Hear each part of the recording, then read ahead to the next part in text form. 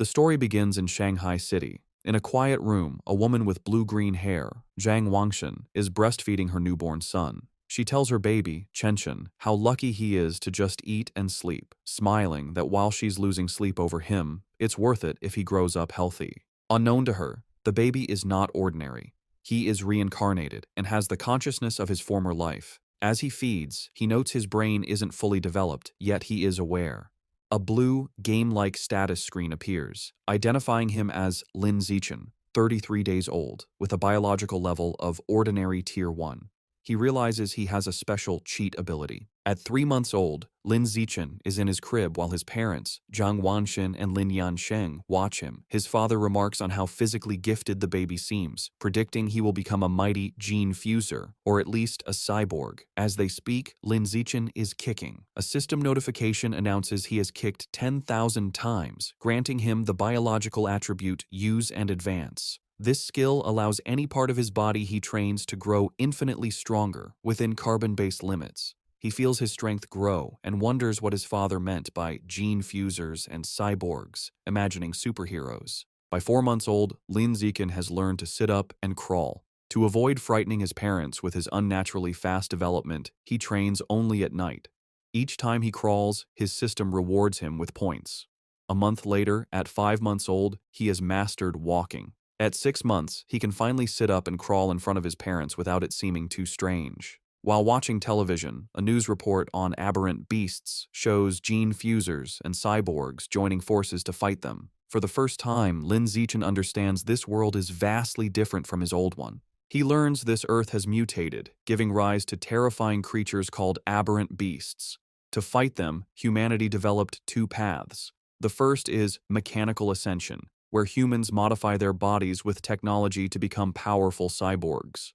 The second is gene modification, where humans fuse their genes with aberrant beasts, becoming gene fusers to fight monsters with their own power. Realizing the dangers, the reincarnated Lin Zichen resolves to use his system to grow up safely, evolve his abilities while laying low, and survive in this perilous world. One day, the doorbell rings. Zhang Wanxin opens it to a woman in a blue dress, Xu Ming, their new next-door neighbor. Xu Meng introduces her family, her husband, Shen Jianye, and their young daughter, Shen Qinghan, who clutches a doll. Lin Zichen looks at the little girl with purple hair. He acknowledges Shen Qinghan as his first friend in this new world, sensing their destinies will one day be tightly bound. Time passes, and Lin Zichen dedicates himself to training. At 7 months, thanks to his use and advanced skill, he has mastered running, jumping, and basic language by talking to himself, earning stat points for each activity. By 8 months, his training has progressed to doing sit-ups and push-ups in his crib. He is careful to practice only when his parents are not around. But one day, his mother, Zhang Wanxin, walks onto the balcony and is shocked to see her 8-month-old son doing sit-ups. She rubs her eyes in disbelief. However, being a web novel author, she dismisses it as a stress-induced hallucination. Lin Zichen immediately pretends to be asleep, breathing a sigh of relief and making a mental note to be more cautious. A few days later, while giving him a bath, Zhang Wanxin makes another shocking discovery. She screams for her husband, Lin Yansheng. When he rushes in, she points out that their 8-month-old son has defined abs. Lin Yansheng is stunned. He excitedly suggests their son might be a 1-in-a-million prodigy with a bright future as a powerful gene fuser or cyborg. Hearing this genius narrative, Lin Zichen is relieved his secret is safe, realizing how lucky he is to have 2 web novel authors for parents. Lin Zichen reflects that on this mutated Earth, he is not the only genius. He and his mother watch a news report about a 2-year-old from a martial arts family who can lift a 20 kilos dumbbell with one hand. Zhang Wanxin pulls her son close, proudly stating that her Chenchen is just as amazing. Lin Zichen is touched by his mother's confidence and wonders if he'll also be able to lift 20 kilos when he turns 2. By the time Lin Zichen turns 2, his training has paid off. He has kept a low profile while secretly developing his strength, easily lifting a 20 kilos weight with one hand in the storage room. His session is interrupted when his mother calls that Han Han, Shen Qinghan's nickname, is here to play. Startled, he puts the weight down and goes out. He opens the door to find Shen Qinghan, now also 2, offering him a tart. Lin Zichen internally remarks that due to their different mental ages, they don't play conventionally. While Han Han is a typical toddler, he uses every moment to train. He has found a unique way to spend time with her. Since she likes to stick close, she serves as a perfect custom-sized weighted vest for his exercises. There is, however, one recurring problem, which he is reminded of when he feels a warm wetness and cries out that Han has peed on him again. Another year passes. At age 3, Lin Zichen's strength has grown exponentially, and he can lift a 40 kilograms weight with one hand. While watching TV, he sees a report about a 4-year-old prodigy lifting a 30 kilograms dumbbell and notes with satisfaction that he is already stronger. Despite his progress, his system still shows his biological level as ordinary Tier 1. He wonders what it would take to reach Tier 2. With these questions in mind, he steps out of his house for the first time. The world outside is a stunning, futuristic cityscape with beastmen and cyborgs, which he assumes are the gene fusers and cyborgs he's heard about. Accompanied by his mother and their neighbors, Xu Meng and Shen Qinghan, he heads to the library. Since his parents don't let him use electronic devices, books are his best source of information. At the library, his mother points him toward the children's section, but Lin Zichen heads for advanced encyclopedias, with a worried Shen Qinghan following. The mothers watch in confusion. Xu Meng asks why he likes these books, and Zhang Wangxin guesses it's his genius genes. While Shen Qinghan offers him cookies, Lin Zichen is absorbed in his reading. Through the books, he learns that all life is categorized into 6 biological levels: ordinary, advanced, rare, epic, legendary, and mythical, each divided into 9 tiers. He realizes normal humans like his parents are at the bottom, ordinary Tier 1, as insignificant as ants compared to higher-level beings. This knowledge lights a fire under Lin Zichen. He must accelerate his training while maintaining his cover. His system alerts him to a new quest: read 100 million characters to be rewarded with the celestial root of wisdom. Excited to train both mind and body, he accepts. For the next year, Lin Zichen splits his time between physical training and voracious reading. At age 4, he and Shen Qinghan begin kindergarten, holding hands with the IR teacher, Ms. Zhang Mei. His hard work pays off. Soon after starting school, he breaks through to ordinary Tier 2. His physical prowess is immense. He can lift an 80 kilograms weight with one hand, high jump 1.2 meters, and sprint 100 meters in under 11 seconds. Outstanding stats for an adult, let alone a kindergartner. One day, he finds children surrounding a crying Shen Qinghan, calling her a bedwetter. Seeing his friend bullied, he knows he must act. He leaps dramatically into the center of the bullies. He glares and unleashes a terrifying threat. If anyone bullies Han again, he will pee on their bed every day. The childish but menacing threat works. The bullies burst into tears, vowing never to return to kindergarten. Shen Qinghan looks at her protector with admiration. This act unlocks a new achievement, the title of Kindergarten Kid King, and a new series of quests. He is delighted he can work on multiple quests at once. Half a year later, he completes his reading quest. Having read 100 million characters, he is awarded the Celestial Root of Wisdom, granting him a perfect eidetic memory and peak human learning ability. Time flies, and soon he and Shen Qinghan are almost 7, posing for their kindergarten graduation photo. Even during vacation, Lin Zichen does not rest, now strong enough to train with a massive 200-kilo barbell. During the vacation, his abilities reached new heights. He could leap over 2 meters high and had broken the 8-second barrier in the 100-meter dash with a time of 7.98 seconds. His mind was just as sharp. Boosted by his new attribute, he had already finished most of the elementary school curriculum. His new life began at Sunshine Elementary School. Because he was already self-studying advanced subjects, academic competitions were easy. He effortlessly took first place at the National Elementary School Academic Competition just to unlock his title as quickly as possible. Whenever he had free time, he would give Shen Qinghan private tutoring. Though not an exceptional talent, she was diligent. With his help, her grades improved dramatically, and after one semester, she was ranked second in the class, with Lin Zichen holding first place. To speed up his quest, he also participated in school sports meets, breaking every record. Just when he thought his school life would continue in this predictable routine, a special new transfer student appeared. The teacher introduced the newcomer, a girl with long, silvery blue hair named Bai Shui. Lin Zichen immediately knew she was different. As she stood in the doorway, he could sense a faint, unusual aura that did not belong to a normal human. As the new transfer student, Bai Shui, walks to find a seat, the other students watch her curiously. Shen Qinghan leans over to Lin Zichen, whom she calls Xiao Chen, and whispers about how pretty Bai Shui's hair is, like winter snowflakes. However, Lin Zichen is not in the mood to discuss aesthetics. As Bai Shui sits near him, his mind is on the strange, non-human aura he senses from her. He wonders if she could be a gene fuser or the descendant of one. In the following days, Baizue proves to be an enigma. She doesn't speak to anyone and lays her head on her desk the moment class ends, remaining motionless. She barely even gets up for the restroom. At first, students are curious, even taking photos with her while she sleeps. But as her behavior doesn't change, they lose interest, and the classroom returns to its routine. This peace is shattered over a month later.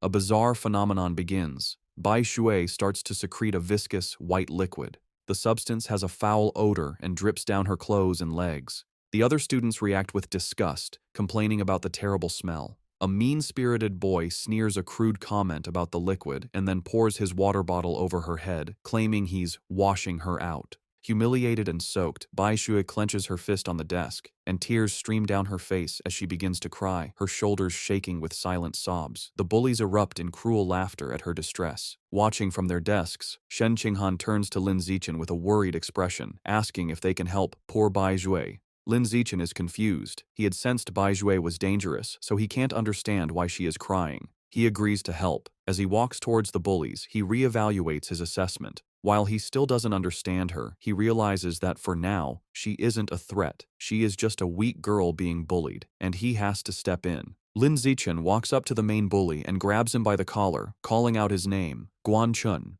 With a menacing smile, he orders the boy to wipe the water off Bai Shui's desk. Guan Chun is terrified and stammers that he'll wipe it up right away. The other bullies know they are in trouble. Lin Zichen is notorious at school for being skilled at both academics and fighting. Not even 6th graders dared to mess with him. Knowing it's better to comply, they quickly grab tissues and clean up the mess. Once the desk is clean, Lin Zichen's gaze sweeps over the group. He commands everyone involved to apologize to her immediately. The bullies, sweating and terrified, quickly comply. They line up before her desk and bow their heads, offering apologies and promising never to bully her again. With the bullies gone, Bai Shui looks up, her eyes still tearful. She gratefully thanks both Lin Zichen and Shen Qinghan. Shen Qinghan puts a comforting hand on Bai Shui's shoulder, telling her that classmates are supposed to help each other. From that day on, Shen Qinghan makes it her mission to befriend the quiet, white-haired girl, always dragging Lin Zichen along. The three begin spending their free time together. Shen Qinghan is especially kind, always sharing her tastiest snacks with Bai Shui first.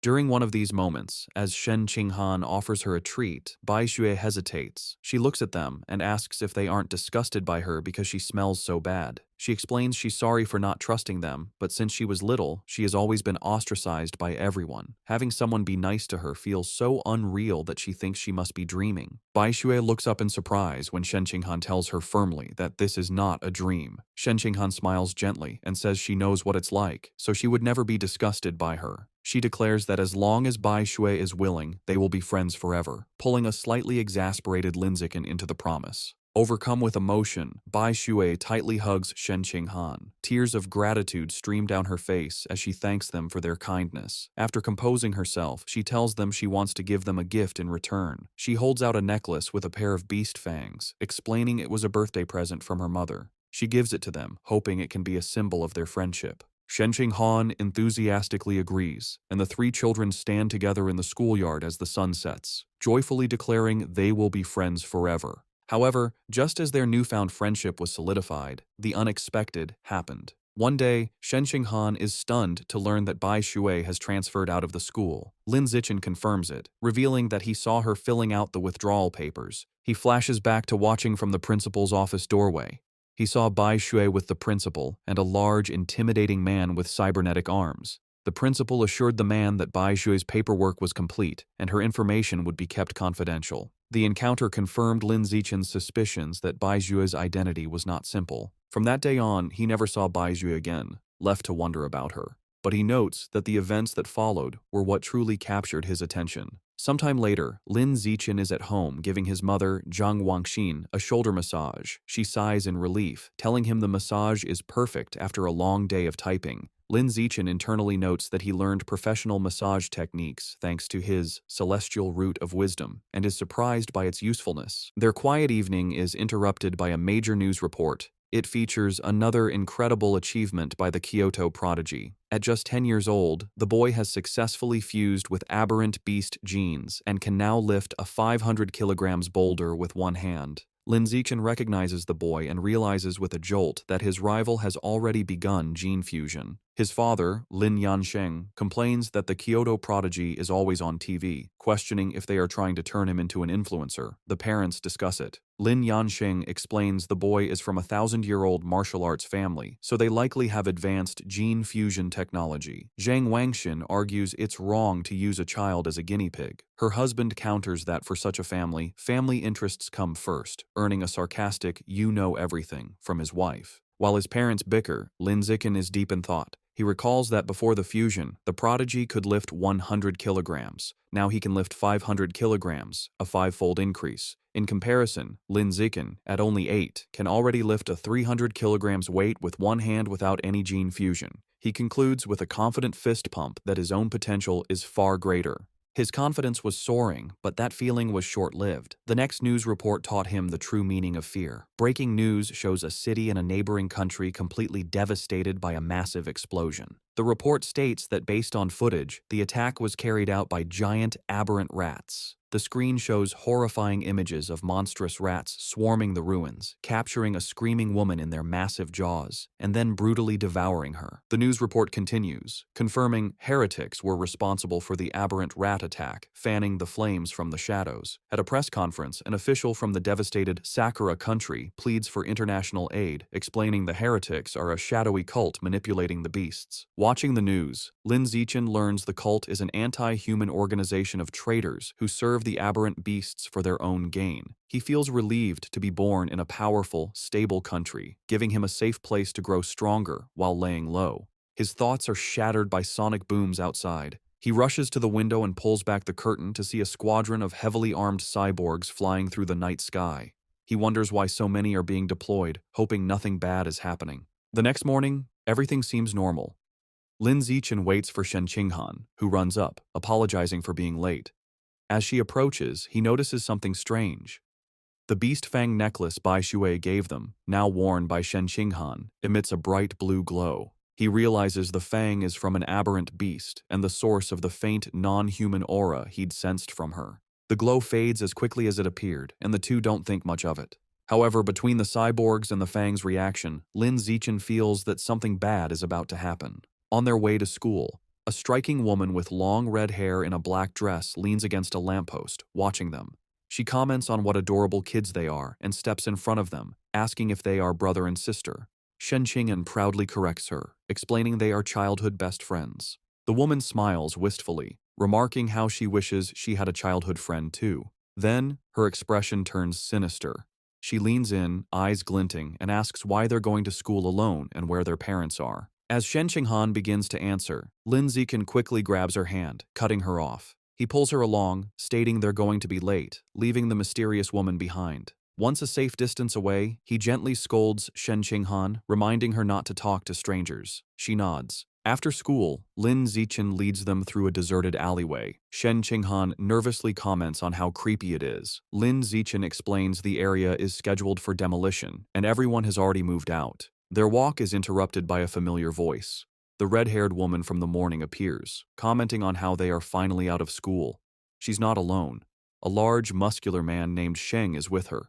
The woman tells Sheng she's got the kids over here. Lin Zichen is alarmed. He had deliberately chosen a different route, but she had somehow followed them.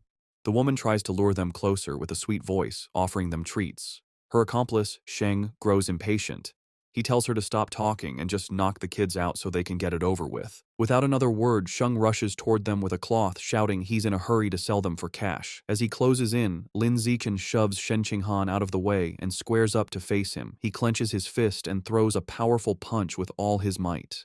The blow connects squarely with Sheng's face, stopping the larger man in his tracks. The immense force sends Sheng flying backward down the alley with a pained cry. The red-haired woman watches in utter disbelief, shocked that an elementary schooler could send a grown man flying. On the ground, Sheng coughs up blood, stunned. With Sheng down, Lin Zichen turns to the red-haired woman. Before she can react, he lands a solid punch to her midsection, followed by a powerful uppercut that knocks her unconscious. Standing over the defeated kidnappers, his expression hardens. He picks up a nearby brick, his intentions grim. He reasons that with no cameras in the deserted alley, he must finish them off. If they live, his superhuman powers will be exposed, ruining his plan to lay low and grow stronger. Just as he is about to deliver the final blow, the ground trembles violently. A powerful earthquake shakes the alley, catching them off guard. A moment later, a massive, clawed hand smashes through a nearby building wall. A monstrous giant aberrant rat emerges from the dust and rubble, towering over them. The beast ignores the children and looms over the unconscious woman, but instead of devouring her, it decapitates her with a swift swipe of its claws.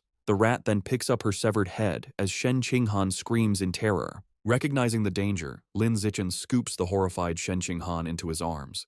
He tells her it's a giant aberrant rat and they have to get to safety.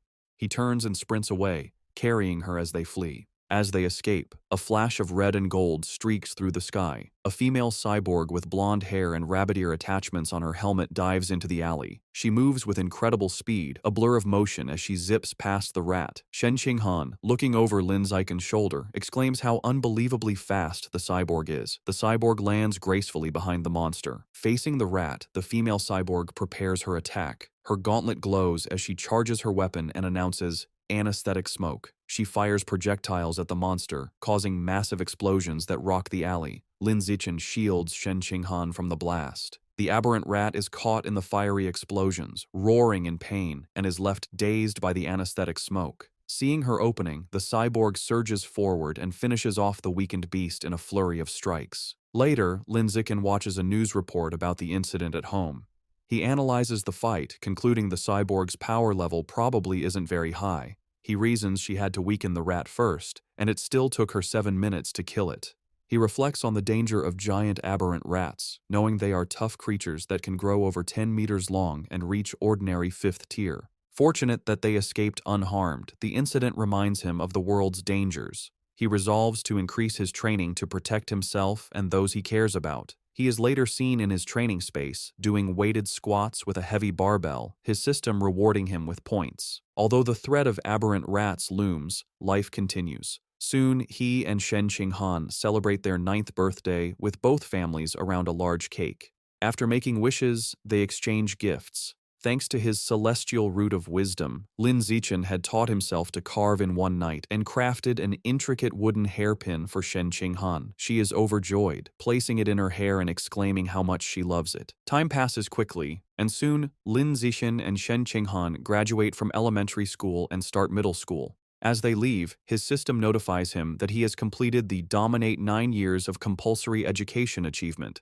unlocking the Kindergarten Kid King and Elementary School Top Dog titles. He becomes excited to unlock the Middle School Overlord title next, which will grant him the Survival of the Fittest attribute. During the break, he sticks to a high-intensity training regimen. His training includes 1,000 push-ups with a massive boulder on his back, granting him huge stat boosts. His hard work pays off. Just before school begins, after a 10 kilometers run, his system announces his biological level has broken through to ordinary 3rd tier. His physical attributes increase dramatically. He can now lift 700 kilograms with one hand, has a vertical jump of 4 meters, and can run the 100-meter dash in 6 seconds. As his power grows, he wonders what level the Kyoto prodigy has reached. Coincidentally, a news story airs on TV the night before school starts. The report reveals the now 14-year-old prodigy has fused with giant ant genes and can lift a 2,000 kilograms alloy block with one hand.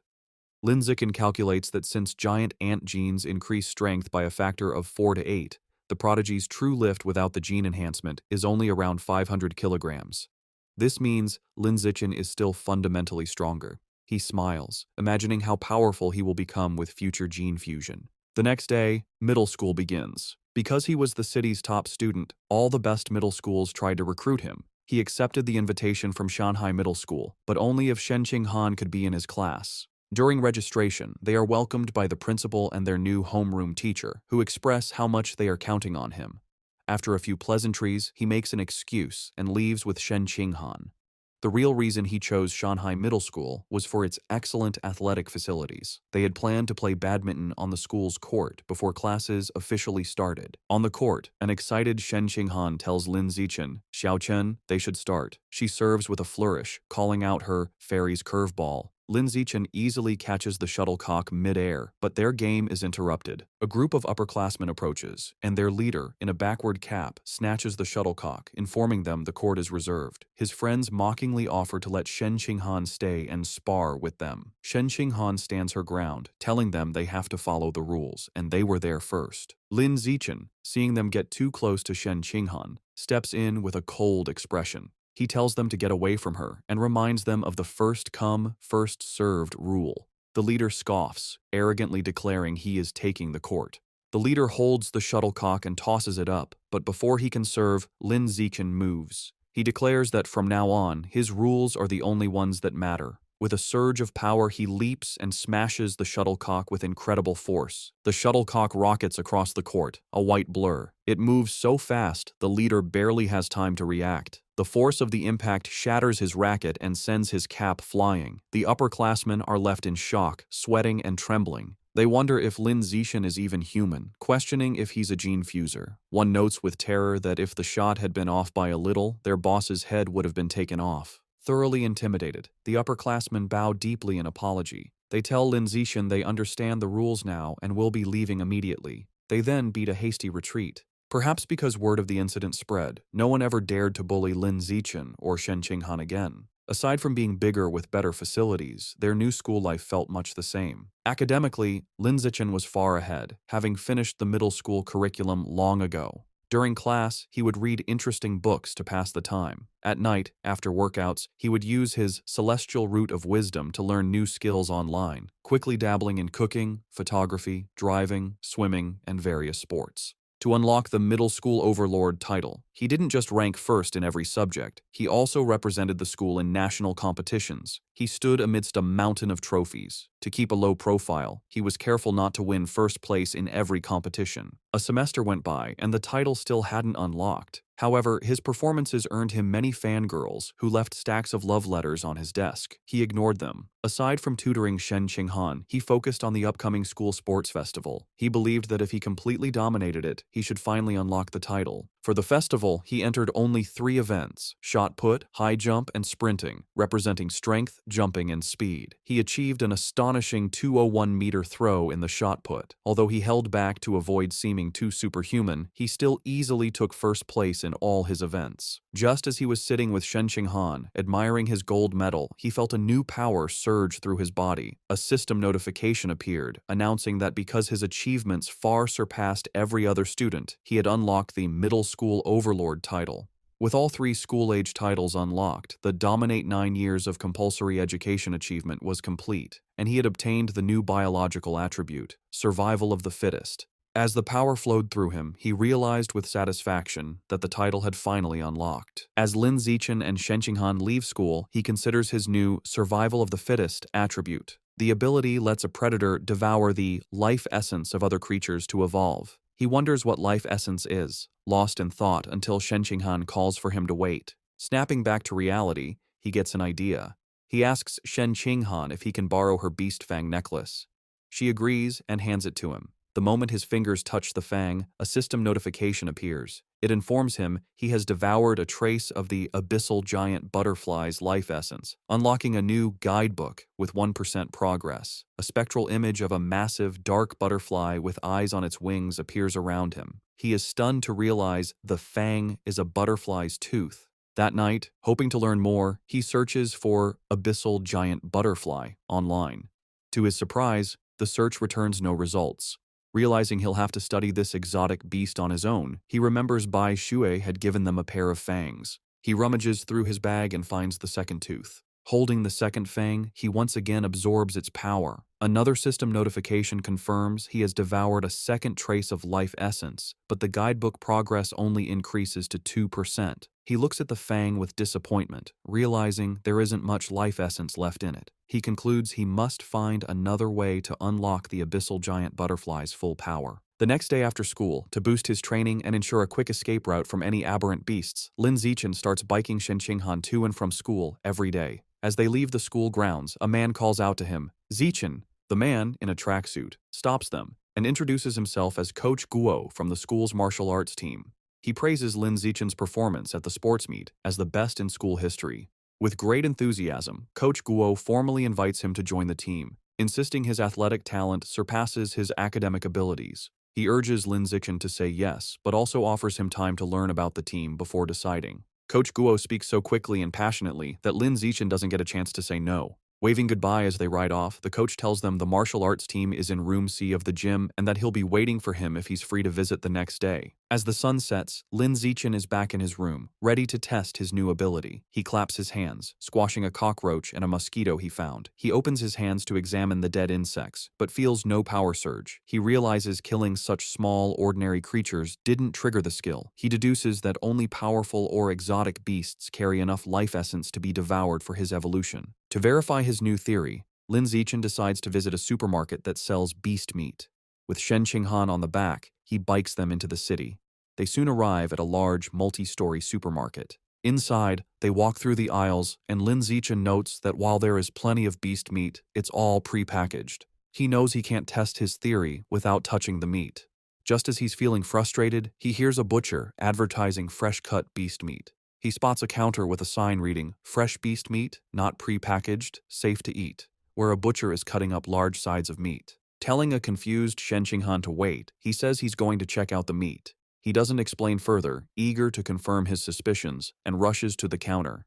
He reaches out and places his hand on a slice of freshly cut beast meat.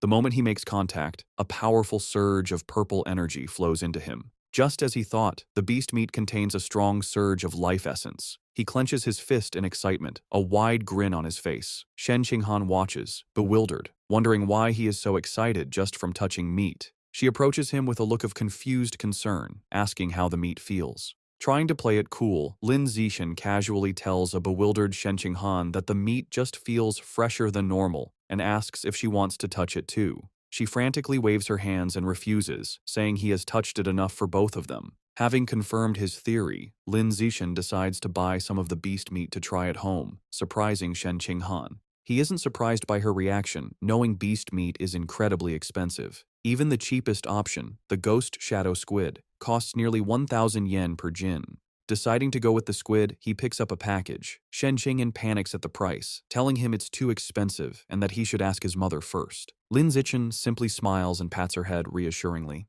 He tells her not to worry, making up a lie that his mom had already told him to buy plenty for both of their families. A flashback shows his mother, Zhang Wangshan, happily agreeing to cook a feast. Internally, Lin Zichen admits that while sharing is part of his plan, his other, more important reason is to test if he can absorb life essence through consumption, as he worries direct absorption might spoil the meat. At the checkout, he buys 3 packages of the ghost shadow squid for a hefty 29.94 yen. The female cashier thanks him. As they leave, Lin Zichen thinks about how expensive the meat was, wondering when they'll be able to afford it again. By the time they finish shopping, it is after 9 p.m. Knowing the city has been chaotic lately, they decide to head straight home for safety. On the ride home, Lin Zichen can't stop thinking about his experiment. Unable to wait, he discreetly places his hand on the package of meat in the basket. He immediately feels a familiar surge of purple energy. His system confirms he has devoured a trace of the ghost shadow squid's life essence. A new guidebook for the creature is unlocked, but his progress is only 0.1%. A spectral image of the menacing, multi-eyed squid appears in his mind. As they bike through the quiet streets, he does some mental math. He realizes devouring a small amount of meat only unlocked a fraction of its power. He estimates he'd need to devour 100 jins to reach 100% on the guidebook, costing a staggering 100,000 yen.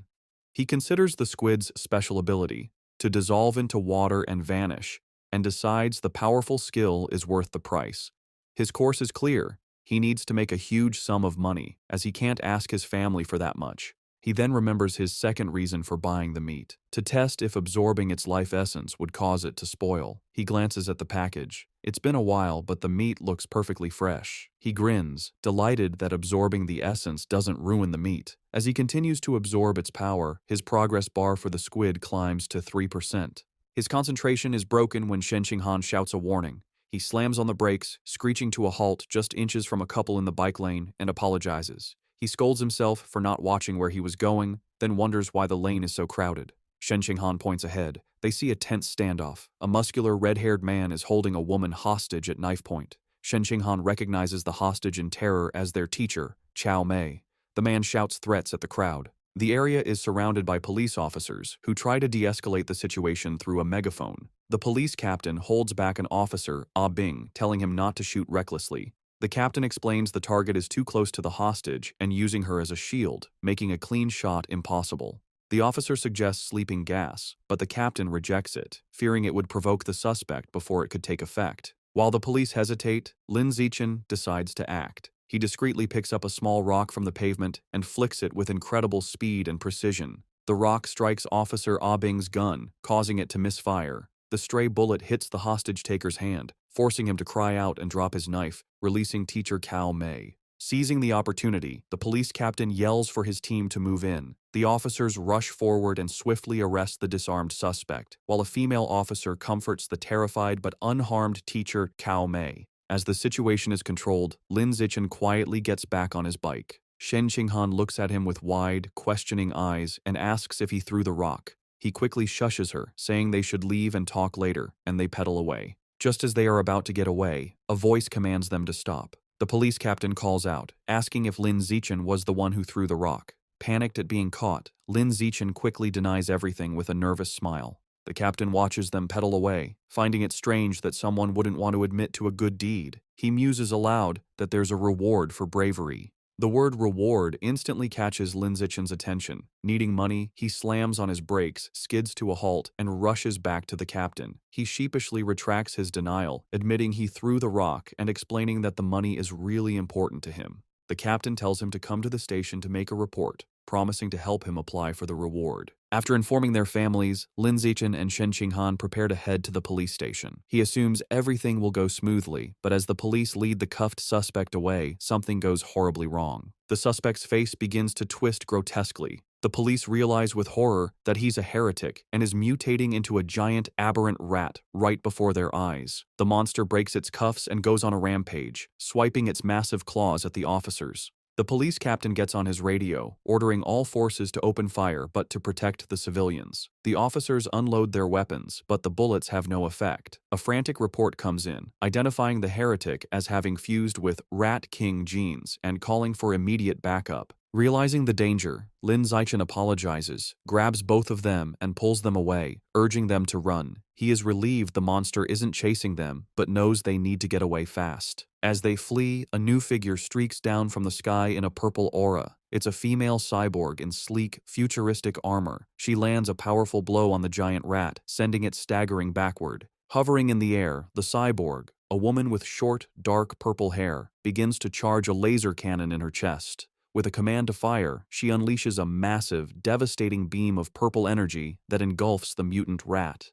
The creature roars in agony as it is completely disintegrated, leaving nothing but scorched remains. Lin Zichen watches, stunned by the cyborg's incredible power. With the threat gone, Teacher Cao Mei and Shen Qinghan breathe sighs of relief. Lin Zichen, however, is more concerned about his bike, noting with relief that the blast didn't hit it, which would have been a huge financial loss. Just as the tension subsides, he has a sudden realization. He looks into the bike's basket and sees the expensive ghost shadow squid meat has spoiled, giving off a foul smell.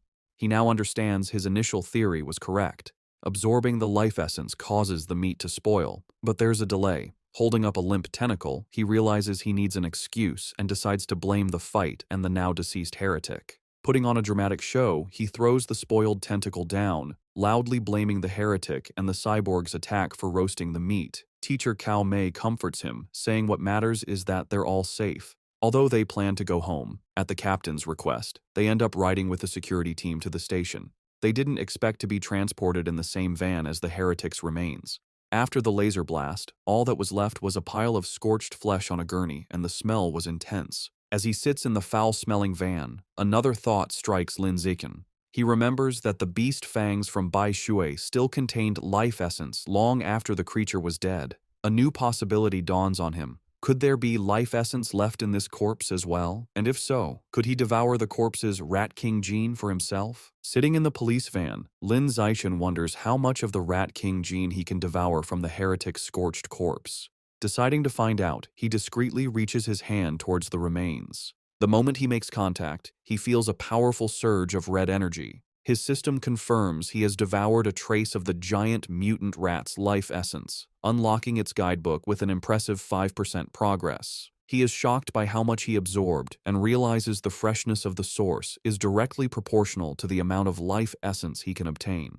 The escorting officer, Ah Bing, notices his movement and tells him to sit still. Lin Zichen quickly claims he just needed to stretch. Later, at the public security office, he knows that while Ah Bing was easy to fool, the security captain is sharper. The captain informs Lin Zichen that he has applied for his bravery reward, but then questions him more seriously. He asks how a middle schooler, at such a distance and in poor lighting, managed to so precisely hit the heretic's knife hand with a rock. Lin Zichen gives a vague answer, claiming it's because he often trains his right hand.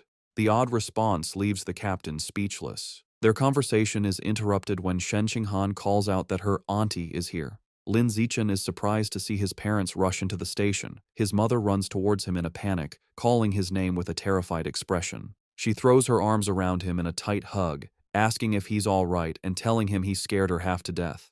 He tries to calm her, reassuring her that he's fine and even got a bravery reward. Holding him close, his mother makes him promise that next time there's danger, he will hide somewhere safe first. She tells him with tears in her eyes that all she wants is to see him grow up safe. Lin Zichen is visibly moved by his mother's heartfelt concern. As they leave, Lin Zichen reassures his mother he will always protect himself first. The police captain watches them go, still pondering the boy's strange abilities. On their way out, Lin Zichen passes two female police officers discussing the case. One remarks that perverts are getting more brazen, and her colleague reveals the heretic was a liberal arts student from Guangyuan University, brainwashed by the rat god cult. The first officer curses the cult, but the second points out they need to eliminate the root cause, the self-proclaimed Rat King. The name instantly catches Lin Zichen's attention. In the car home, he immediately starts researching the rat god cult on his phone. Surprised to find a ton of information, he learns the cult's main base is in Shanghai City, and most of its members are societal outcasts. He uncovers a shocking piece of information suggesting the Rat King wants to evolve into a higher life form and is forcing its followers to gather evolution materials. This leads him to a chilling question. Has the Rat King, an aberrant beast, already developed sentience? His thoughts are interrupted when he glances out the window and sees a giant rat, nearly the size of a cat, on the sidewalk. For a moment, he wonders if it's related to the Rat King, but quickly dismisses the idea, telling himself that in the South, cat-sized rats aren't that unusual. Shaking off the thought, he realizes how quiet Shen Qinghan has been. He looks over and sees her squirming uncomfortably, her knees pressed tightly together. He immediately understands. He recalls that ever since she was a child, whenever she gets nervous or startled, she can't control her bladder. While embarrassing for her, Lin Zichen has always felt this peculiar reaction might be linked to some hidden potential within her. When they get home, Lin Zichen's mother, Zhang Wangxin, is shocked that the nearly 3,000 yen worth of beast meat is gone. Lin Zichen quickly thinks of an excuse, sheepishly claiming that during the emergency, he must have dropped it while running away. His mother immediately puts his safety first, telling him to forget the meat and that all that matters is he is unharmed. Lin Zichen breathes an internal sigh of relief, glad he fooled his mother. However, his father, Lin Yansheng, is more stubborn. He announces he is going back to look for the expensive meat, boasting that a fated wage slave like him is tough. Lin Zichen tries to stop him, arguing it's too dangerous and the meat is already spoiled. His father becomes suspicious, asking how he could know it had gone bad. Sweating nervously, Lin Zichen quickly claims it was an obvious guess. Meanwhile, back at the now empty public security office, the police captain is still pondering the night's strange events. As he smokes a cigarette, he can't shake the question of how an ordinary middle schooler could have thrown a rock with such incredible power and precision. Suddenly, he hears a strange noise from the corner. His eyes widen in shock as he sees a massive rat, far larger than any normal rodent, perched on top of the filing cabinets. Before he can react, the giant rat leaps down. The captain instantly draws his pistol and opens fire. The confrontation is swift and violent, ending in a bloody blur. The next day in class, Lin Zichen sighs at his desk. Reflecting on the previous night, he concludes he is still too weak compared to the powerful heretic and the female cyborg. He needs to make money fast to buy more beast meat like the ghost shadow squid to fill his guidebook's progress bar. He considers becoming an influencer or selling study materials, but dismisses the idea as too flashy and against his goal of keeping a low profile. Suddenly, an idea strikes him. He remembers that in this world, martial arts and gene fusion are more important than academics. He decides it's time to act. Later, he heads to the gym where the martial arts team practices in Building C. He finds Coach Guo drinking from a thermos and greets him. A surprised Coach Guo asks if he is there to join or just to learn more about the team. Instead of answering, Lin Zichen leans in and discreetly asks if joining the team offers a chance to compete in city tournaments and if the prize money is high. The coach smiles, confirming he would have a chance and that prizes are worth tens of thousands. With his main concern addressed, Lin Zichen shakes the coach's hand and announces he is joining the martial arts team today. Coach Guo happily welcomes him. The coach gathers the team to announce their new member. He introduces Lin Zichen, reminding them of his performance as the sports meet champion. The other team members, Zhang Kai, Huang Tianxing, or Xing, Li Shutong, and Han Yiguo, introduce themselves. Finally, Lin Zichen introduces himself. Since Lin Zichen has no formal martial arts training, Coach Guo demonstrates basic fist and leg techniques. The coach explains the moves look simple but are difficult to master, noting that the team's fastest learner, Li Shutong, took a week to perfect them. He then encourages Lin Zichen to try. Lin Zichen assumes a ready stance. Thanks to his celestial root of wisdom attribute, which grants him heaven-sent martial insight, he has already memorized and understood every detail of the demonstration just by watching. As he practices the fist techniques, a system notification awards him points in vitality, strength, dexterity, and proficiency. He executes the hand and fist movements with flawless precision and speed. He transitions seamlessly into the leg techniques, performing powerful, fluid kicks. Another system notification grants him points for his leg muscles, dexterity, and proficiency. The coach and the team watch in stunned silence. The coach's jaw drops, and he almost fumbles his thermos, unable to believe it. He wonders how someone could learn the complex forms perfectly after one look. Staring at the flawless performance, a single thought forms in his mind. He must be a once-in-a-million martial arts prodigy. That evening in Shanghai, Lin Zichen's mother, Zhang Wangxin, calls him for dinner. He rushes out eagerly, spoon in hand, asking what she made. She proudly presents a large platter of the ghost shadow squid he wanted. The aroma is incredible, and he tells his mother how amazing it smells. She urges him to eat while it's hot. He takes a bite and praises her cooking as the best in the world. Pleased, she tells him to eat a lot, as she bought 3 full gins for him. As he eats, a system notification appears. He has devoured a trace of the ghost shadow squid's life essence by consuming it, bringing his guidebook progress to 3.01%. He realizes with frustration that eating the meat works just as well. If he had known, he wouldn't have spoiled the first batch by touching it. While they eat, a news report catches their attention. It's about a 14-year-old genius girl, the youngest cyborg in history after fusing with an energy core. Her energy system grants her superhuman abilities, lifting a 5,000-kilogram SUV with one hand, sprinting 100 meters in 3 seconds, and jumping 8 meters vertically.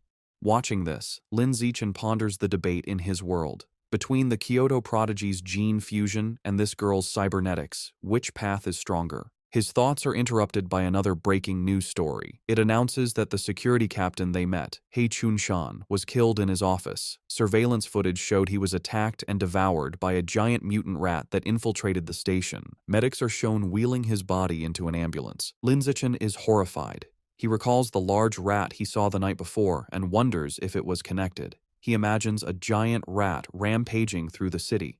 The captain's death is a grim reminder of the escalating danger. Staring intently, Lin Zichen decides he must intensify his training immediately. Following the police captain's death, Lin Zichen dedicates himself to a grueling training regimen. After intense practice, he can now sprint 100 meters in a blistering 4.61 seconds. His physical power has skyrocketed. His vertical jump is 5.3 meters, and he can lift an astounding 1,200 kilograms with one hand. In addition to his personal training, he continues his martial arts practice with the school team, hoping to boost his strength quickly for the upcoming tournament. The next morning at school, he heads to the gym to practice, with a curious Shen Qinghan tagging along. On their way, a girl with pink hair warmly greets Lin Zichen and offers him a bottle of fresh milk. He politely declines, thanking her, and walks past with Shen Qinghan, leaving the girl disappointed. Watching from a distance is his teammate, Zhang Kai. He clenches his fist in anger, resentful that the person who beat him at the sports meet is rejecting a gift from the girl he admires. Unable to contain his frustration, Zhang Kai rushes forward and blocks their path. He confronts Lin Zichen, scolding him for his poor manners and for hurting the girl's feelings. When Lin Zichen calmly explains he is allergic to milk, Zhang Kai refuses to believe him and calls him a liar. Enraged, Zhang Kai points at Lin Zichen and challenges him to a spar. He sets the terms. If he loses, he will never bother Lin Zichen again, but if Lin Zichen loses, he must drink the whole bottle of milk. Just as the challenge is issued, a new system notification appears.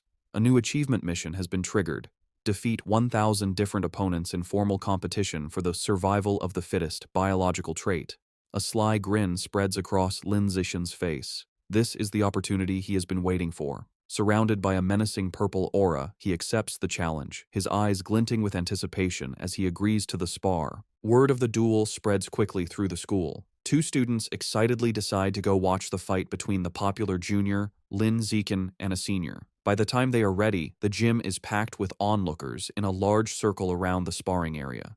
The crowd is clearly on Lin Zichen's side. Many of his female fans cheer him on, telling him to teach his opponent a lesson, including the pink-haired girl from earlier who gets her phone ready. Zhang Kai scoffs, annoyed that everyone assumes he will lose. He internally admits Lin Zichen's talent has grown incredibly over the past month. He sees this duel as his last chance to put the rising genius in his place and show off his own strength. In contrast to his opponent's intensity, Lin Zichen seems unfazed.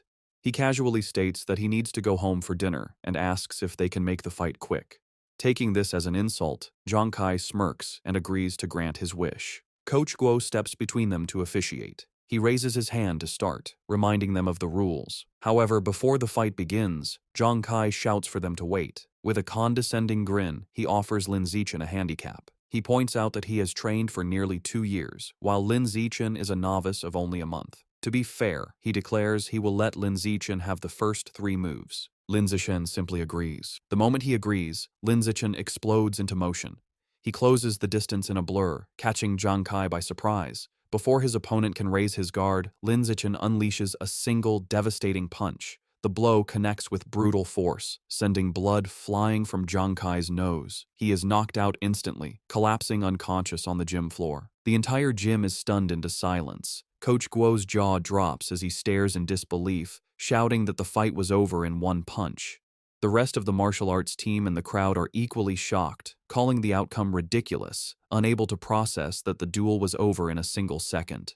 The silence is broken by a roar of celebration. Shen Qinghan throws her fist in the air, ecstatically cheering for Lin Zichen's victory. The other girls, including the one with pink hair, join in, shouting about how amazing he was. Standing over his defeated opponent, Lin Zichen receives a system notification. It informs him that by defeating a rival and winning the affection of the opposite sex, he has obtained priority mating rights. More importantly, his new mission progress is now 1,000. He reflects that he has a long way to go to unlock the natural selection attribute. To speed up his progress, he turns to the remaining, terrified members of the martial arts team. With a friendly but unsettling smile, he suggests they should all spar as well. The team members stare back, their faces pale with horror. Immediately, they all start making pathetic excuses. One has cram school, another's mother is waiting for dinner, while others pretend to feel sick. Before they can flee, Zhang Kai struggles to his knees. He refuses to accept his loss, furiously accusing Lin Zichen of a sneak attack and vowing to crush him in a rematch. Coach Guo steps in, telling Zhang Kai to accept his loss like a man. The coach then wonders aloud if the punch was just a lucky shot, deciding to test the theory on another team member named Xiao Lizi. Hearing his name, a spiky-haired boy freezes in terror. Though he assumes a fighting stance, he is clearly terrified, begging Lin Zichen for mercy and not to hit his face. 10 minutes later, the results are clear. Several martial arts team members are lying unconscious on the gym floor. Lin Zichen stands over them, noting he made sure not to go too hard on them and just exchanged a few blows. However, when he checks his system again, he is disappointed. Aside from the initial victory, none of the other spars counted toward his achievement. The rival count remains at 1,000. He realizes friendly sparring isn't enough. He has to defeat rivals in an official competition. As he thinks about this, a hand claps his shoulder. Coach Guo grins manically, declaring that Lin Zichen is a true genius. He exclaims that in just over a month, the newcomer has become the team's ace. Filled with new confidence, the coach proclaims that with Lin Zichen leading, their school will crush all others and take first place at this year's regional martial arts tournament. As Coach Guo celebrates, Lin Zichen has a moment of clarity. He realizes the coach is right. The upcoming tournament is the perfect opportunity to face many official opponents at once. He becomes determined, understanding that as long as he defeats them in an official competition, each victory should count toward his progress. His thoughts are interrupted when a defeated Zhang Kai calls his name. Having regained consciousness, Zhang Kai stands, points at Lin Zichen, and formally accepts his loss with a bizarre and overly graphic declaration of submission. His strange words leave everyone, including Shen Qinghan, Coach Guo, and Lin Zichen, completely shocked and disturbed. With the duel over, the spectators and coach quickly flee, leaving a bewildered Zhang Kai alone, complaining he hadn't finished his speech. In this world, high schoolers must choose between martial arts or academics. Given the world's dangers, the martial arts class is considered the superior choice. Determined not to be left behind, Shen Qinghan decides to join the martial arts class and begins training rigorously with Lin Zichen. Their daily routine is intense. They start with a 3,000-meter run, followed by an hour of hand-to-hand combat practice. After that, they do sit-ups and push-ups to build strength. To conclude each session, Lin Zichen gives Shen Qinghan a massage to relieve her muscle tension. Of course, Lin Zichen doesn't slack on his own training. He pushes himself to the limit daily, driven by the goal of winning the tournament and unlocking the natural selection attribute as quickly as possible. 1 month later, all their hard work is about to be tested. The day of the regional martial arts tournament has arrived, and a determined Lin Zichen is ready to compete. The tournament is at the massive city gymnasium, with a huge crowd around a central fighting ring. In the waiting area, the mood is tense. Coach Guo nervously reviews the roster, complaining that their school, Shanghai High, drew a match against the strongest team, Shanghai No. 1 High. Another team member adds to the anxiety, mentioning their opponents have a fighter who can run the 100-meter dash in under 9 seconds, leaving them feeling outmatched. Sensing the team's low morale, Lin Zichen calmly raises his hand and volunteers to fight first. Though still worried, Coach Guo agrees to let his ace take the stage. As Lin Zichen walks into the arena, Shen Qinghan cheers him on from the sidelines, while Coach Guo shouts encouragement through a megaphone. Lin Zichen readies himself for the fight. His opponent, a much larger and more muscular student from Shanghai No. 1 High, steps forward. He acknowledges Lin Zichen's talent for making it to the tournament as a first year. However, his tone quickly turns mocking. He sneers that the stage isn't meant for a shorty who hasn't even hit 1.7 meters. Flexing his bicep, he promises to show Lin Zichen what a true gap in size and power feels like. The referee signals for the duel to begin. The large opponent rushes forward, unleashing a powerful punch. To his shock, Lin Zichen doesn't retreat. He effortlessly sidesteps the blow and counters with a swift punch to his opponent's chest. The impact is devastating. The force sends the massive student flying backward across the arena, knocking him out cold. The announcer stares in stunned silence before stammering a victory for Lin Zichen. On the sidelines, Shen Qinghan jumps to her feet, cheering that her Xiao Chen was amazing. The rest of the Shanghai High team erupts in celebration, mobbing their coach and shouting that Lin Zichen is insane, dismissing his opponent's strength as dead muscle. Meanwhile, on the other side, the coach for Shanghai No. 1 High is furious. He berates his defeated student for charging in blindly without using his footwork. Back in the ring, Lin Zichen receives a system notification confirming he has defeated another tournament rival, improving his ranking and bringing his elimination count to 2-1,000. He clenches his fist, satisfied that these matches are what he needs to advance. The opposing coach, determined to stop this, calls his next fighter forward, a boy named Chen Feng, and orders him to crush the first year as quickly as possible. Chen Feng calmly agrees. He steps onto the stage and assumes a ready stance, looking far more composed than the last fighter. The announcer signals for the second duel to begin. Chen Feng immediately showcases his superior technique, moving with incredible speed and launching a flurry of attacks. Lin Zichen calmly meets the assault, blocking a powerful kick with one hand. However, the force of his block sends Chen Feng spinning wildly through the air before he crashes hard onto the arena floor, unconscious. Medics rush in with a stretcher and carry Chen Feng away, stating he needs a head scan. The crowd is left bewildered. They murmur among themselves, questioning what just happened and speculating that the student from Shanghai High must be insanely lucky. Some angry spectators shout that the tournament must be rigged, demanding a refund. However, the coach of Shanghai No. 1 High knows better. Clutching his head in despair, he realizes with dawning horror that this isn't luck. the first year from Shanghai High is the real deal. Back in the waiting area, the coach has a new strategy. He calls his next fighter, a spiky-haired boy named Gao Fei, and gives him strict orders to focus entirely on defense, warning him that he cannot afford to lose. Gao Fei, however, is brimming with confidence. He calmly tells his coach not to worry, assuring him he will win. As he walks to the ring, Gao Fei internally dismisses Lin Zichen's victories. He believes his opponent isn't strong and has only won through tricks. With his superior speed, running the 100-meter dash in under 9 seconds, and greater experience, he is certain he can't lose. The crowd is buzzing. Spectators discuss Gao Fei's reputation, marveling at his speed. One person mentions his father is a gene fusion user, explaining his enhanced abilities. The consensus is that Lin Zichen's impressive run is about to end, though they acknowledge his great potential. The announcer signals for the duel to begin. Ignoring his coach's instructions, Gao Fei immediately goes on the offensive, lunging at Lin Zichen with a powerful kick. He follows up with rapid strikes, unleashing his special technique, the flowing water-shattering rock fist. His coach watches in fury, shouting at his disobedient student for attacking. Gao Fei scoffs at defense, believing a genius like him doesn't need it. Meanwhile, Lin Zichen, easily evading the blows, finds the technique interesting and decides to learn it on the spot. Gao Fei grows frustrated as he can't land a single hit. He stops out of breath and demands to know how Lin Zichen is dodging his attacks. Unfazed, Lin Zichen calmly asks if he has any other moves, taunting him. Enraged, Gao Fei unleashes another desperate barrage of punches. Seeing the same predictable moves, Lin Zichen decides the time for observation is over. He thinks, "All right then, let's end this." He effortlessly dodges the final punch and counters with a single powerful kick to Gao Fei's midsection, ending the match instantly. The crowd is once again left in stunned, speechless silence. The silence is shattered by thunderous cheers from the Shanghai High supporters. Coach Guo and Shen Qinghan are ecstatic, shouting that their Xiao Chen is a beast and celebrating his third consecutive victory. The rest of the tournament proceeds just as easily. The next few opponents are even weaker. He effortlessly defeats each one, and soon he has single-handedly wiped out all 5 fighters from the opposing team.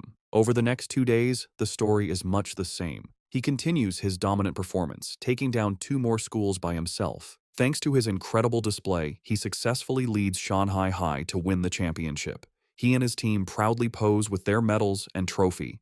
However, as he checks his system, his rival count is only 16,000.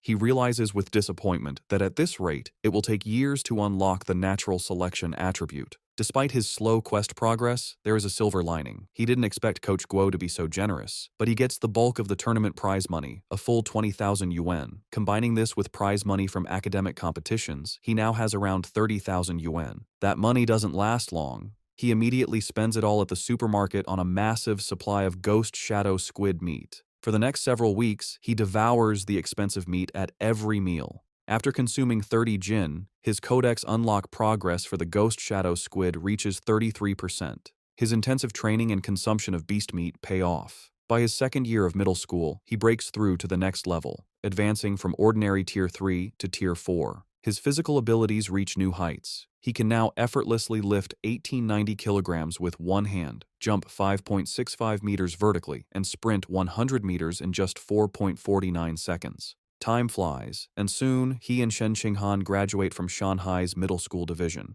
However, when the high school entrance exam results are released, their paths seem destined to diverge. A heartbroken Shen Qinghan sits in her room, crying. She asks Lin Zichen why, after all her hard work, they can't go to the same high school anymore. He explains that while he ranked first in both liberal arts and martial arts, and her academic scores were excellent, her martial arts score wasn't high enough for the elite class at Shanghai High. As he comforts the crying Shen Qinghan, she asks what will happen now. He tells her the principal of Shanghai High is coming to his house, likely to recruit him, and asks if she will come. Feeling hopeless, she tearfully replies that it has nothing to do with her, as the principal is obviously only coming for him. Taking her hand, Lin Zichen pulls her up and leads her out of the room. He tells her not to worry. He has a plan. He reveals his one condition for staying at Shanghai High. Shen Qinghan has to be his desk mate. As promised, the principal of Shanghai High visits Lin Zichen's home. She, his mother, and Shen Qing'an discuss his future for several hours, with the principal expressing how much she wants him to stay at her school. As the meeting concludes, the principal stands to leave. As a final offer, she tells Lin Zichen that if he agrees to stay, she will grant any request he has. Taking the opportunity, Lin Zichen states his one condition.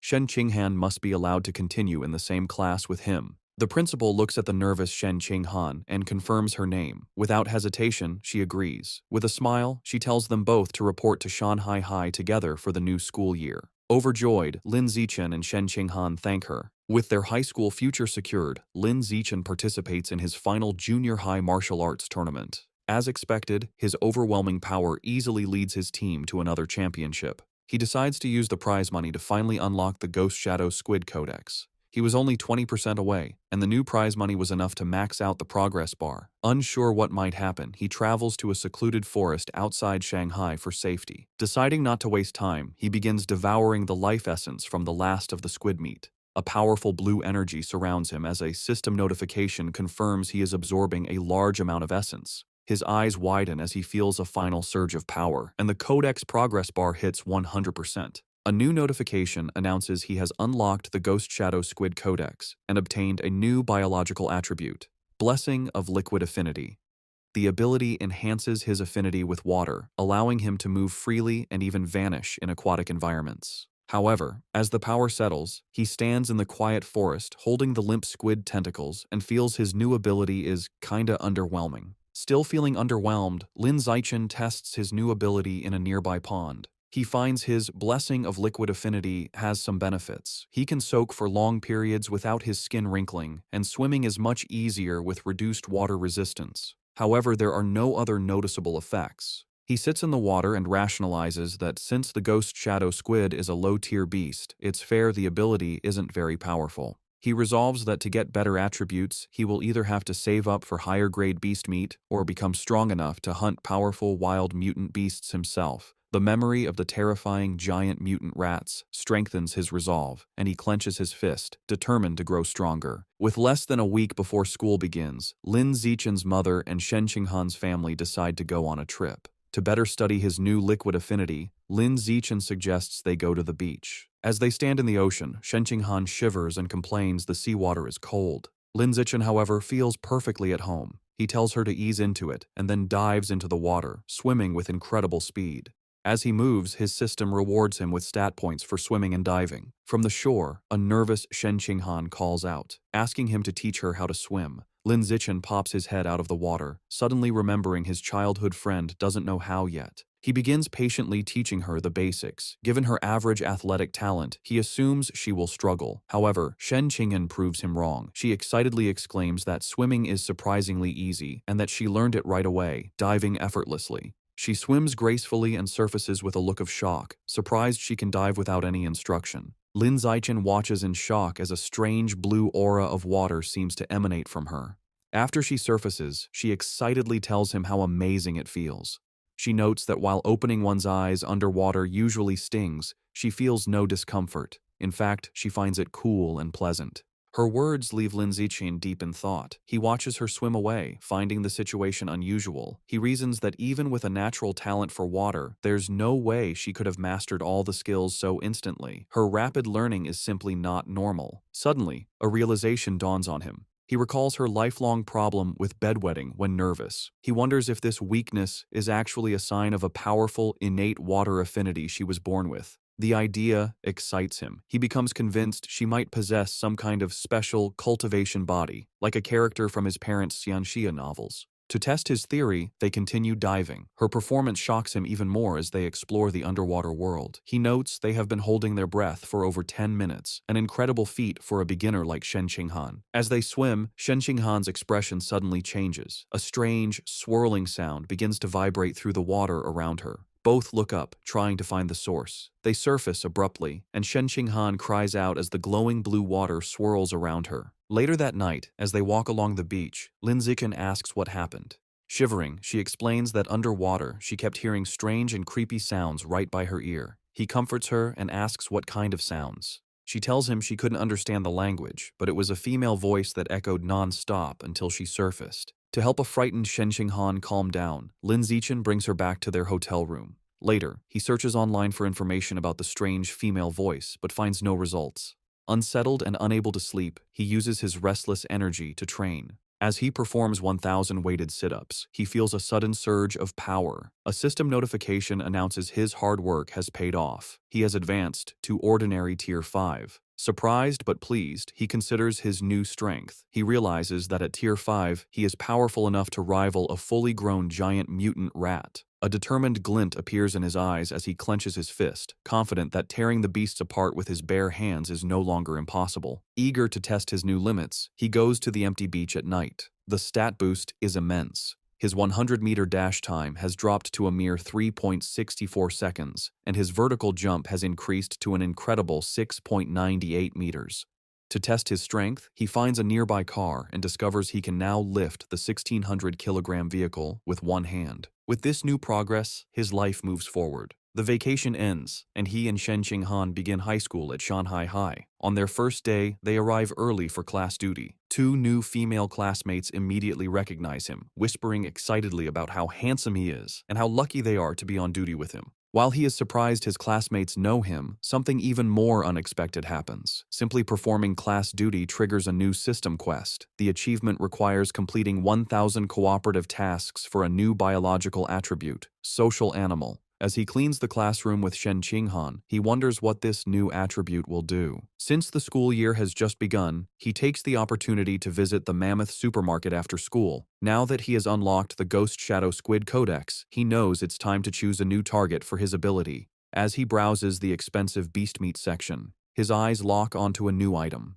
In one of the refrigerated cases is the packaged head of a savage giant eagle, priced at 1998 yuan per jin. An eager grin spreads across his face as he picks up the package, making his decision. This will be his next target. The savage giant eagle is a higher-tier aberrant beast than the ghost shadow squid. It has incredibly powerful vision, 30 times stronger than a normal human's, making it a formidable hunter that can precisely capture even the fastest prey. Back in his room, Lin Zichen examines the eagle meat. He concludes that unlocking its guidebook is a worthy goal, as its enhanced vision would provide a massive combat advantage. He also notes its price of 1,998 yuan per jin makes it one of the more affordable options. He places his hand on the meat, and a blue energy surrounds him as his system confirms he has devoured a trace of the savage giant eagle's life essence, unlocking 1% of its guidebook. After some calculations, he realizes that since 1 jin of meat provides only 1% progress, he will need to spend over 200,000 yuan to fully unlock the guidebook. He understands that high school tournament prize money is much higher than in middle school.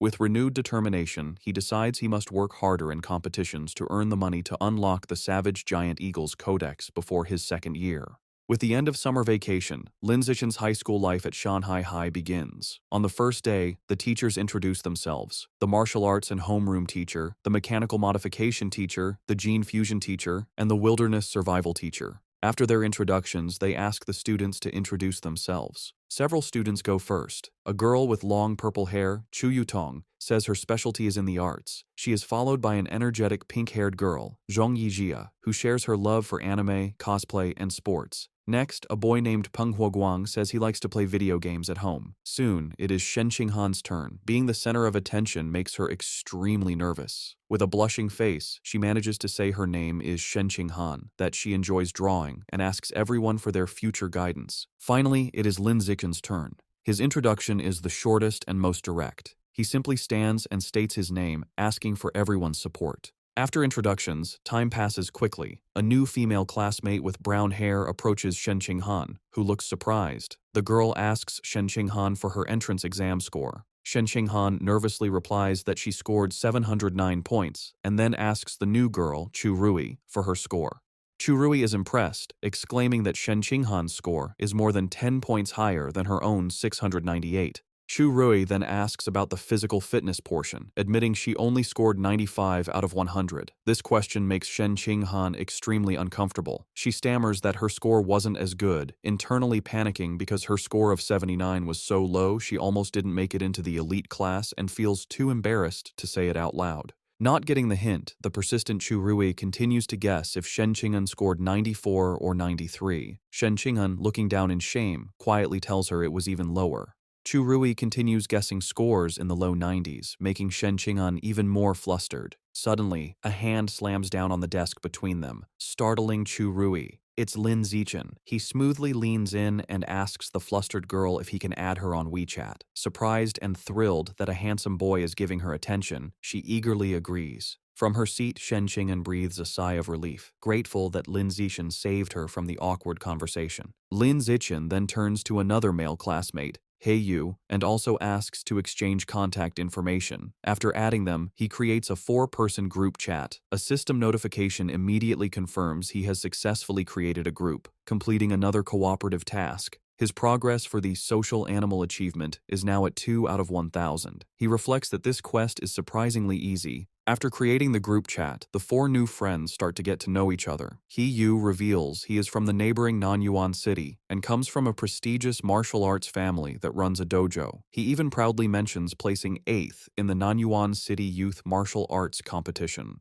Chu Rui shares that her family owns a chain of clothing stores, making her wealthy. After Lin Zichen and Shen Qing'an also share their backgrounds, the 4 quickly become a close-knit group. Just as they are getting comfortable, He Yu asks the others to guess who the strongest student in their class is. Chu Rui immediately points to Lin Zichen, guessing it must be him since he was the top scorer on the entrance exam for their entire district. This shocks He Yu, who had no idea his new friend was so accomplished. However, Lin Zichen humbly suggests that being the top scorer doesn't necessarily make someone the strongest. He reveals a surprising fact. The principal had spent a lot of money to recruit 2 exceptionally powerful students from Nanyuan City for their class.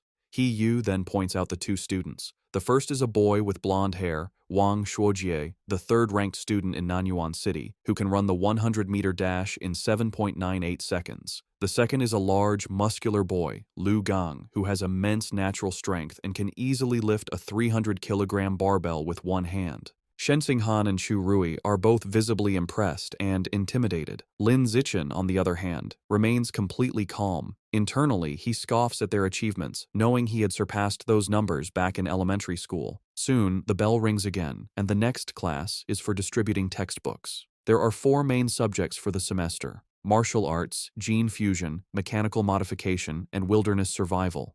Since Lin Zichen had already self-studied all the material, he decides to use the free time to find a secluded spot to train. As he trains, his thoughts turn to the larger threats. He remembers the dangerous rat god cult is still active. The police have only captured some lower-level heretics, but the powerful Rat King, their leader, remains at large. This grim reality fuels his determination. He clenches his fist, resolving to increase his power as quickly as possible and reach at least Tier 6, a level he believes will be strong enough to confront even the Rat King. The first practical class is Wilderness Survival. The teacher, Xu Chungbei, gathers the students in a wooded area and asks if any know how to make a fire by drilling wood. He Yu mutters, "It's a useless skill." To everyone's surprise, both Wang Shuojie and Lu Gang step forward and successfully start fires using the primitive method. The teacher is impressed and asks how they learned. Lu Gang explains he learned at a summer camp, while Wang Shuojie says he taught himself by watching videos online. After they are done, Lin Zichen easily teaches the same technique to his own small group, and they quickly master it. Later, in martial arts class, the teacher,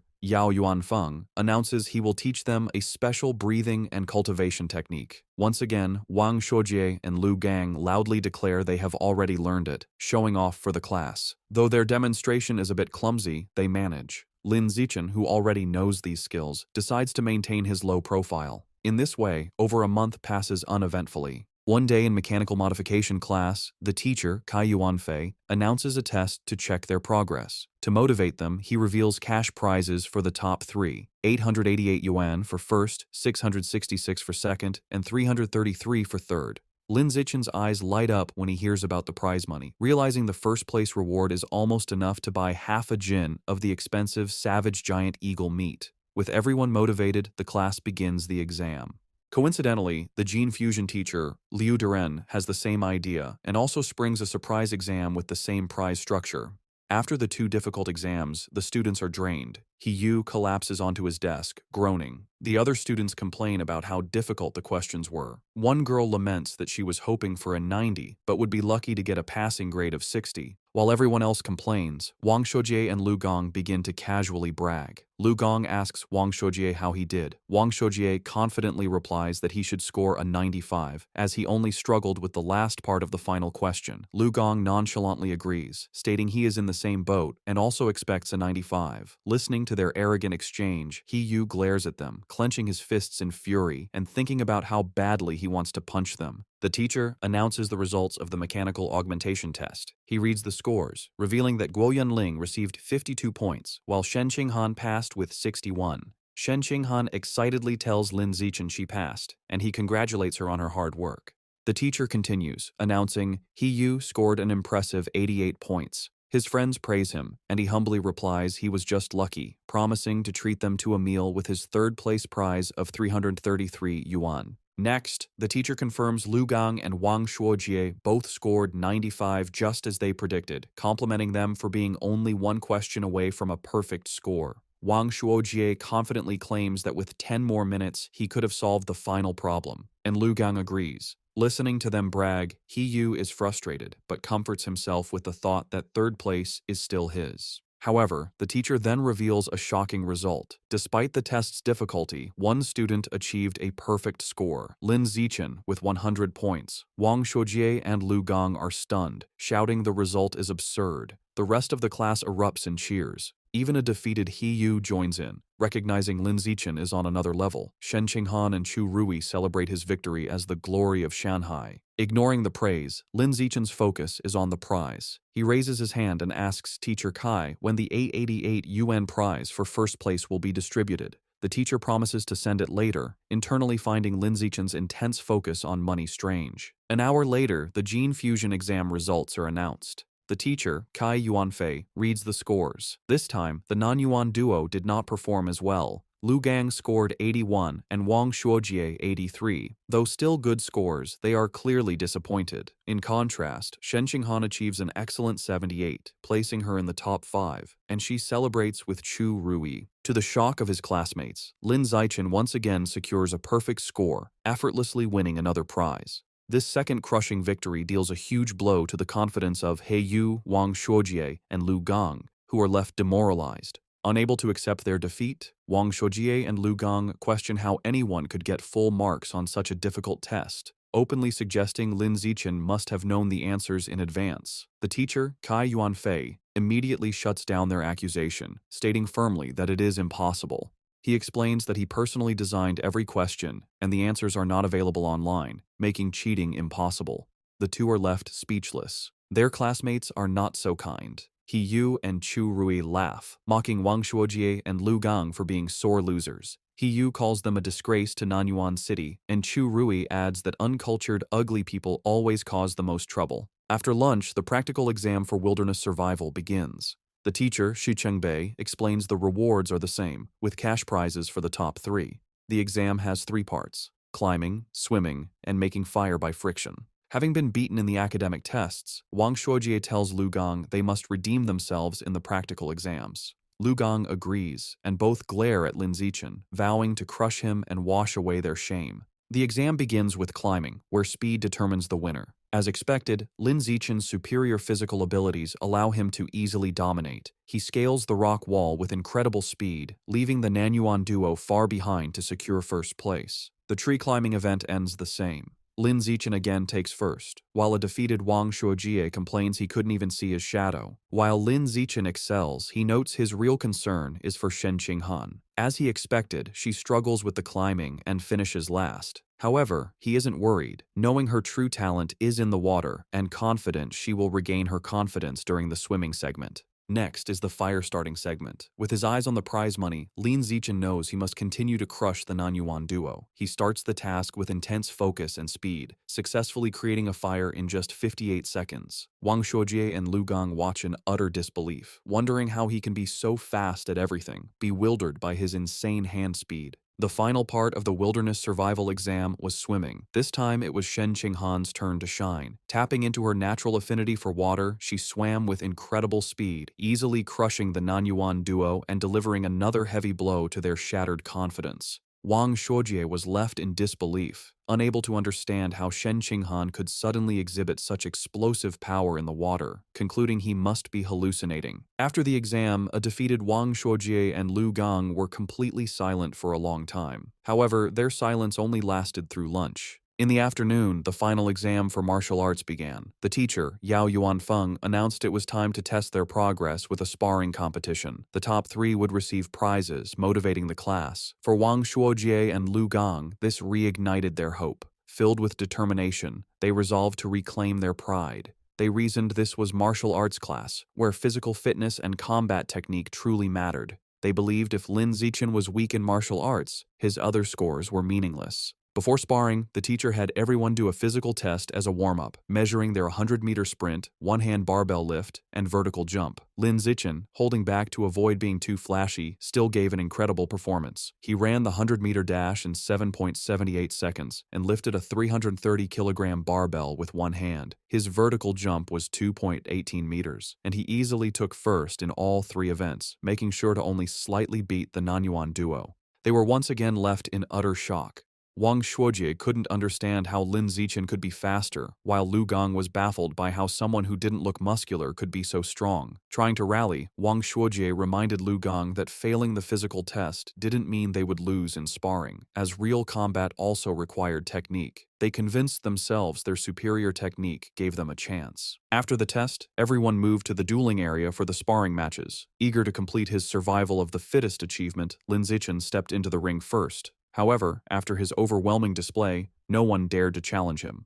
Even Wang Shuojie and Lu Gang held back to observe first. Seeing the stalemate, the teacher intervened. He called out a student named Lu Wei and ordered him to spar with Lin Zichen. The two faced off, but the match was over before it began. To save time, Lin Zichen ended it instantly with a single devastating punch that sent Lu Wei flying. He then speed ran through the rest of his opponents, taking down every student in the class with the same brutal efficiency. Watching this, Wang Shuojie and Lu Gang are left in utter despair. Wang Shuojie realizes with horror that Lin Zichen is far stronger than they imagined, and probably wasn't going all out during the physical test. He wonders how anyone could compete with such a monster. Just as their spirits are crushed, He suddenly leaps into the ring, shouting Lu Gang's name. He points at Lu Gang, declaring he's warmed up and at his peak, and challenges him to a fight. Eager to vent his frustration, Lu Gang readily accepts. He reasons that while he may not be confident against Lin Zichen, he can certainly defeat He Yu and vows to flatten him in 30 seconds.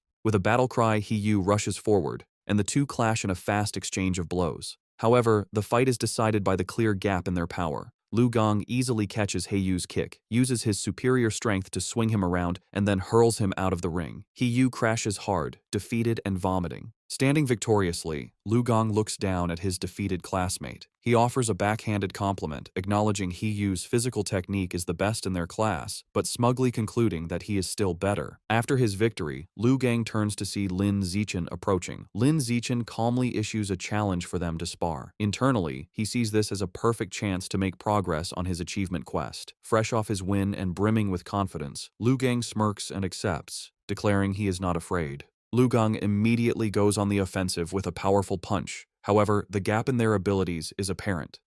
Lin Zichen moves with blinding speed, effortlessly dodging the attack and leaving afterimages. Before Lu Gang can register what happened, Lin Zichen counters with a swift kick. The powerful blow connects squarely with Lu Gang's back, and he is sent flying out of the ring, defeated in a single blow. With both Nanyuan duo members utterly defeated, the other students begin to taunt the last one standing. They shout at Wang Shuojie, asking if he's going to avenge his fallen bro, and telling him the pride of Nanyuan now rests entirely on his shoulders. They jeer, telling him not to chicken out. Annoyed, Wang Shuojie snaps at the crowd to shut up, claiming he was already planning to fight. He rushes into the ring to face Lin Zichen. As he stands before his overwhelmingly powerful opponent, he steels his resolve, telling himself that what is meant to come will come, and he must find a way to defeat him. Determined to win, Wang Shuojie shouts that he's going all out and rushes at Lin Zichen with a furious attack. However, his effort is futile. Lin Zichen effortlessly stops the punch with one hand and counters with a single devastating blow that sends Wang Shuojie flying upside down. He crashes hard onto the gym floor, knocked out and foaming at the mouth, defeated as easily as everyone else. With the Nanyuan duo taken care of, Lin Zichen proceeds to systematically take down the rest of the boys in the class one after another with the same effortless efficiency. After defeating all the male students, he checks his system. He notes that according to the survival of the fittest achievement rules, defeating the same person multiple times only counts once. This means his only remaining opponents in the class are the girls. He wonders if any of them will even be willing to spar with him. To his complete surprise, the girls are more than willing. A crowd of his female classmates gathers, blushing and eagerly making heart gestures, all wanting a chance to fight him. The first to volunteer is Chu Yutong, who excitedly raises her hand and challenges him. She leaps into the ring and attacks with surprising speed and agility. However, Lin Zichen is still on another level. He easily dodges her attack, leaving her to comment on his incredible speed. She gracefully lands, disappointed that she came so close but couldn't even grab him. Unexpectedly, after Chu Yutong's defeat, the other girls also volunteer to challenge him one by one. Of course, Lin Zichen holds back considerably when facing the girls. His main goal isn't to hurt them, but simply to win the official matches and complete his achievement as quickly as possible. Soon, Lin Zichen finishes sparring with all the girls in his class. While he has successfully defeated every student, he is still far from completing his achievement task. He is a bit disappointed, but his mood quickly changes when his teacher, Yao Yuanfeng, suddenly announces some good news. The teacher praises the class and tells them that as elite students, they must learn to challenge those above them. He then announces that in 1 month, their class will challenge the strongest regular class in the second year, and he expects them to be ready. Lin Zichen, who was just feeling frustrated about the lack of opponents to speed up his survival of the fittest achievement, is overjoyed. A new match has been delivered right to his door, a true blessing. After the teacher dismisses the class, a newly humbled Lu Gang approaches Lin Zichen. He admits he had underestimated the school and declares that from now on, he will consider Lin Zichen his rival for the next 3 years. Lin Zichen realizes that with the teacher's plan to constantly challenge other classes, completing his achievement within a year might not be impossible. Wang Shuojie also confronts him, vowing to wash away the humiliation of his defeat before they graduate. Lin Zichen, however, is more focused on the practical benefits. He calculates that he has earned over 3,000 yuan from the exam prizes alone. This excites him, as he can now use this money to buy more beast meat. He clenches his fist, completely ignoring the Nanyuan duo, who are left fuming at his arrogant dismissal. That night, back in his room, he considers his financial situation. Although he earned some money from the rewards, it is still far from enough to buy all the beast meat he needs. To earn more money, he decides to follow in his parents' footsteps and registers as a web novel author, beginning his writing journey. Thanks to his celestial root of wisdom, his writing is exceptional. The next morning, he finds a contract invitation from the Yuiwen platform in his messages. After signing the contract, a piece of news from that very day catches his eye. The report is about a terrifying incident just 2 hours ago. A giant mutant rat had attacked a frozen meat-cold storage facility on the outskirts of the city. The news report details the horrific attack. The mutant rat was over 5 meters long and so powerful that it bit a responding cyborg in half. In a final, desperate act, the captured cyborg activated its hidden backup energy core to self-destruct, taking the enemy with it. The resulting explosion was massive, blowing the giant mutant rat to pieces on the spot. Reading the news, Lin Zichen is horrified. He stares at an image of a monstrous rat, wondering with growing dread how many more of these giant mutant rats are hidden in Shanghai City. He also questions where such enormous creatures could possibly be hiding. The day of the sparring session against the strongest regular class of the second year arrives, and the students gather at the Shanghai High Gymnasium.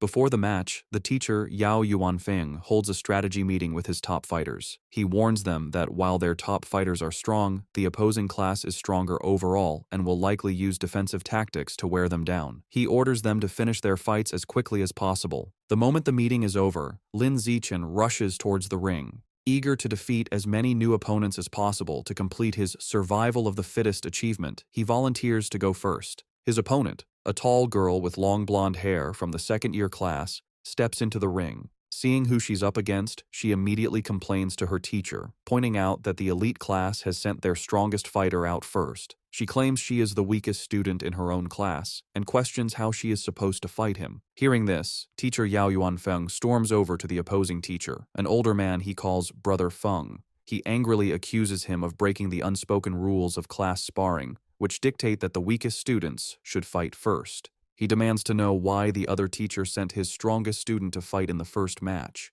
To settle the dispute, teacher Yao orders Lin Zichen down from the stage, telling him he can go later and to let the weaker students go first. Lin Zichen reluctantly agrees and steps down. The teacher then points to Zhong Yijia and tells her to go first, but she is caught off guard and protests that she isn't ready. Seeing an opportunity, Shen Qinghan steps forward. She volunteers to fight, telling teacher Yao that since she is the weakest, she should be the one to go first. Shen Qinghan nervously enters the ring to face the tall blonde girl, clearly intimidated. From the sidelines, her classmates, including Chu Rui and He Yu, begin to cheer loudly, shouting encouragement for their friend, Han Han. However, the sudden pressure only makes Shen Qinghan even more nervous. The match begins, and the blonde girl immediately attacks with a powerful punch, which Shen Qinghan manages to block. Despite being outmatched, Shen Qinghan is determined. She knows she can't win, but resolves to hold on for as long as possible, adopting a purely defensive strategy to drain her opponent's stamina. Her plan proves surprisingly effective. 3 minutes later, the blonde girl is breathing heavily, surprised by Shen Qinghan's endurance. She realizes that if the fight continues, she will run out of stamina and decides she must finish the match quickly. She rushes forward with a final decisive punch. The blow lands, and Shen Qinghan is knocked to the ground, defeated. As she gets back on her feet, she is visibly embarrassed. The teacher, Yao Yuanfeng, praises her performance. He gives her a thumbs up, telling her she did great and that her defensive strategy was very smart. Lin Zichen also comforts her, patting her head gently. He tells her she did well, lasting over 3 minutes against a senior with an extra year of training, and that she has made big progress. Reassured, Shen Qinghan looks up at him with a happy smile. Following Shen Qinghan's defeat, another female classmate with brown hair from the elite class steps into the ring. Seeing that her senior opponent is running out of stamina after the previous match, she sees an opportunity and rushes in to attack. She throws a powerful kick, but the more experienced senior easily dodges the blow and counters with a swift punch to the face. The brown-haired girl is quickly overpowered and pinned to the ground, where she cries out in pain and is forced to surrender. Standing over her defeated opponent, the senior mockingly asks if she was looking down on the regular class by charging in so recklessly. She continues to taunt the girl, telling her that while she may not have her talent, she has trained for a whole year longer. She dismisses her, telling her to come back and fight again after she's trained for another year. Just then, Chu Rui steps forward. Filled with determination, she declares that she will avenge Shen Qinghan and crush the senior. Chu Rui proves to be a formidable fighter. She easily defeats her senior opponent with a single powerful punch. From the sidelines, Shen Qinghan cheers enthusiastically, calling out how amazing Chu Rui was. Lin Zichen tells Shen Qinghan that she was amazing too, explaining that Chu Rui's victory was easy only because Shen Qinghan had drained the senior's stamina first. Shen Qinghan smiles happily. 2 hours later, the sparring session continues, and the elite class has evened the score. Teacher Yao Yuanfeng approaches the second-year teacher, Brother Feng, and taunts him, pointing out that his class only has 4 fighters left and that he is confident his class will win the bet. However, he then turns to his students and warns them not to get complacent. He declares that the true strength of their class lies with their 4 top fighters, Lin Zichen, Wang Shuojie, Lu Gong, and He Yu. The real showdown is just beginning. Following his teacher's declaration, He Yu is ordered to go up next. He cracks his knuckles with a determined look and enters the ring with a dramatic, ground-pounding pose. He strikes a fighting stance and theatrically asks his senior opponent if he is prepared to face his fists, which he claims are thirsty for battle. The senior, a boy with brown hair, smirks and tells He Yu not to be so childish and overly dramatic. Annoyed, He Yu immediately attacks with a swift kick, sending the senior crashing to the ground in defeat. Standing over his fallen opponent, He Yu mocks him, questioning where he got the confidence to act so tough with such a low skill level and calling him trash. Just as He Yu celebrates his victory, another, more formidable senior with purple-tinged hair stomps into the ring. He glares at He Yu, calling him arrogant for his taunts. The senior immediately lunges with a powerful punch, vowing to teach his junior opponent some intensity. To the senior's shock, He Yu moves with incredible speed, effortlessly dodging the attack. He Yu then counters with a powerful kick that sends the senior flying, knocking him out. Seeing his impressive victory, Chu Rui and Shen Qinghan erupt in cheers, shouting encouragement for He Yu. Fueled by his success, He Yu goes on an incredible winning streak, defeating several more opponents in quick succession. After taking down 5 consecutive fighters, He Yu stands exhausted, breathing heavily. Despite his fatigue, he puts on a brave face and defiantly shouts for the next opponent, boasting he can still take on 10 more. However, it's clear he is running out of stamina. His impressive run ends when he is defeated by his 6th opponent. With He Yu eliminated, the situation looks dire for the elite class. They are now down to their last 3 fighters, while the second-year class still has 13 members remaining. With He Yu defeated, Wang Shuojie is next. He unleashes his full power, going on an incredible winning streak and single-handedly defeating 10 opponents in a flurry of furious kicks and punches. However, the long series of battles takes its toll. During his 11th match, Wang Shuojie finally runs out of stamina and is defeated. Following him is Lu Gang, who quickly dispatches 2 more of the opposing team's top fighters in less than 10 minutes. With their opponents now down to their last fighter, teacher Yao Yuanfeng smugly suggests that the second-year teacher, Brother Feng, should just surrender. Brother Feng, however, remains unfazed. He smirks and calls forth his final student, Wang Jinhei, telling him it is his turn. A new challenger steps forward, an enormous, overweight student who towers over Lu Gang. Despite his opponent's intimidating size, Lu Gang is not impressed. Dismissing him as just a slightly larger fatty, he rushes into attack, confident he can beat him. He lands a powerful punch on Wang Jinhei's massive belly, but to his shock, the blow has no effect. He feels as if he just punched solid rubber. He tries again, unleashing a rapid barrage of punches, but all his attacks are harmlessly absorbed by his opponent's thick layer of fat. Soon, Lu Gang is left panting and exhausted, realizing his attacks are useless. His opponent, who has not moved an inch, looks down at him with a calm expression. He asks if Lu Gang is finished, because now it is his turn. Before Lu Gang can react, Wang Jinhei grabs him by the neck with incredible strength. With a single, effortless motion, he throws Lu Gang out of the ring, securing the victory and leaving the elite class with only 1 fighter remaining. Stunned by such a powerful fighter, teacher Yao Yuanfeng exclaims that he doesn't remember the second-year class having such a strong student. The opposing teacher, Brother Feng, smirks and explains that Wang Jinhei is a new transfer student who just arrived this semester. He then smugly reminds teacher Yao about their bet, telling him it looks like he is going to lose and will have to buy dinner for the entire opposing class. Realizing he has been tricked by his rival's secret weapon, teacher Yao clenches his fist in frustration, worried that not even Lin Zichen can defeat this monster. Despite his doubts, he puts on a brave face for his last student. He places a hand on Lin Zichen's shoulder and tells him it's his turn, encouraging him to just do his best and not worry too much about winning, as the experience will be valuable. Lin Zichen simply smiles and reassures his teacher that he will win, leaving the man speechless. As Lin Zichen steps into the ring, Wang Jinhei looks down at him, unimpressed.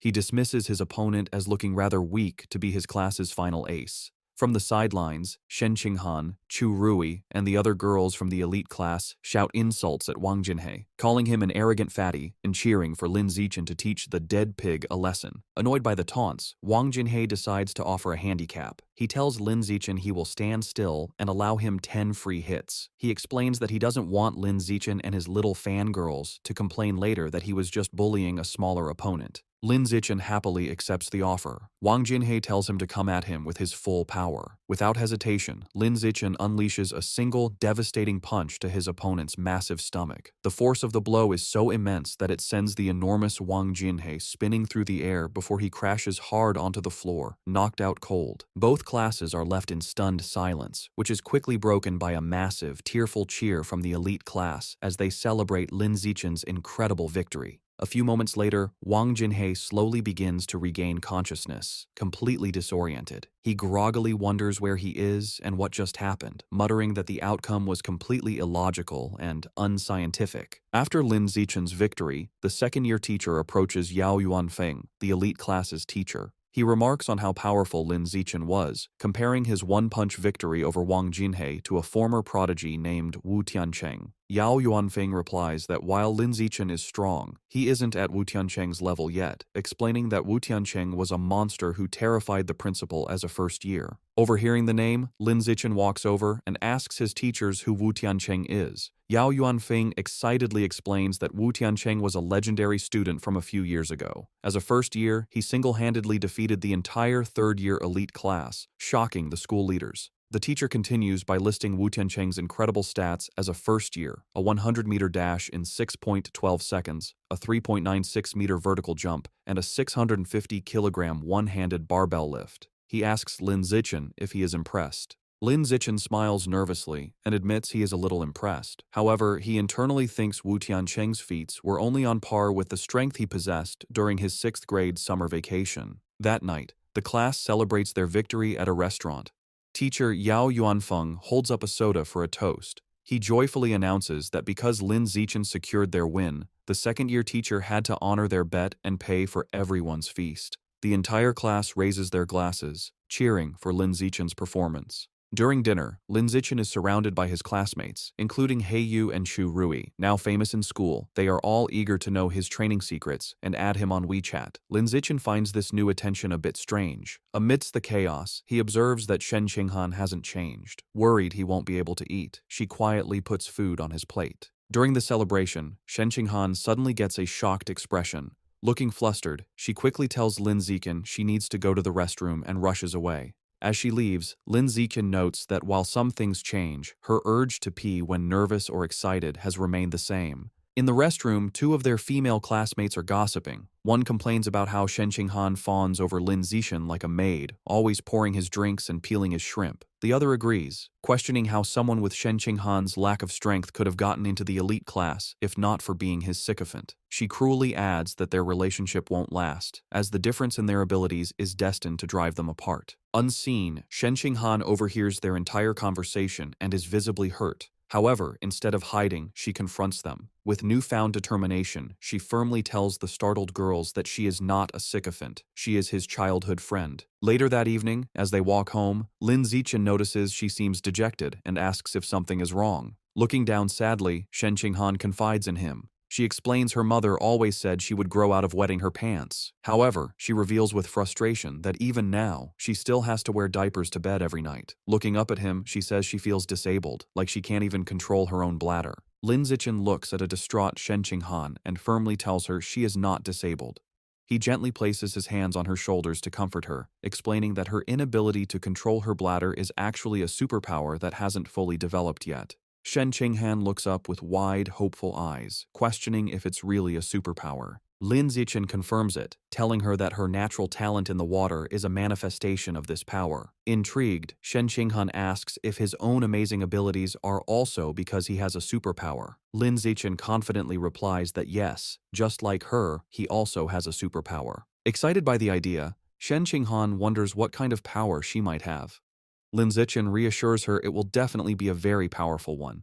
However, their path is blocked. A special team in protective gear is cordoning off a building, and an officer with a megaphone instructs the public to stay back while they exterminate rats. Their attention is drawn to the chaos inside. A man in an apron frantically swings a broom at a swarm of large rats, trying to fend off the exterminators. He screams at the officers to stop, pleading with them not to kill his brothers. His face twists in agony and rage as he continues to scream. Consumed by fury, the man charges at the officers, yelling that he will fight them to the death. Watching the scene, Shen Qinghan asks Lin Zichen if the man has gone crazy. Lin Zichen agrees, suggesting he might be mentally ill, though he finds the situation pitiful. He tells her that's just how some people are and that they should go home. Later that night, at Lin Zichen's house, he and his parents are watching a troubling news report.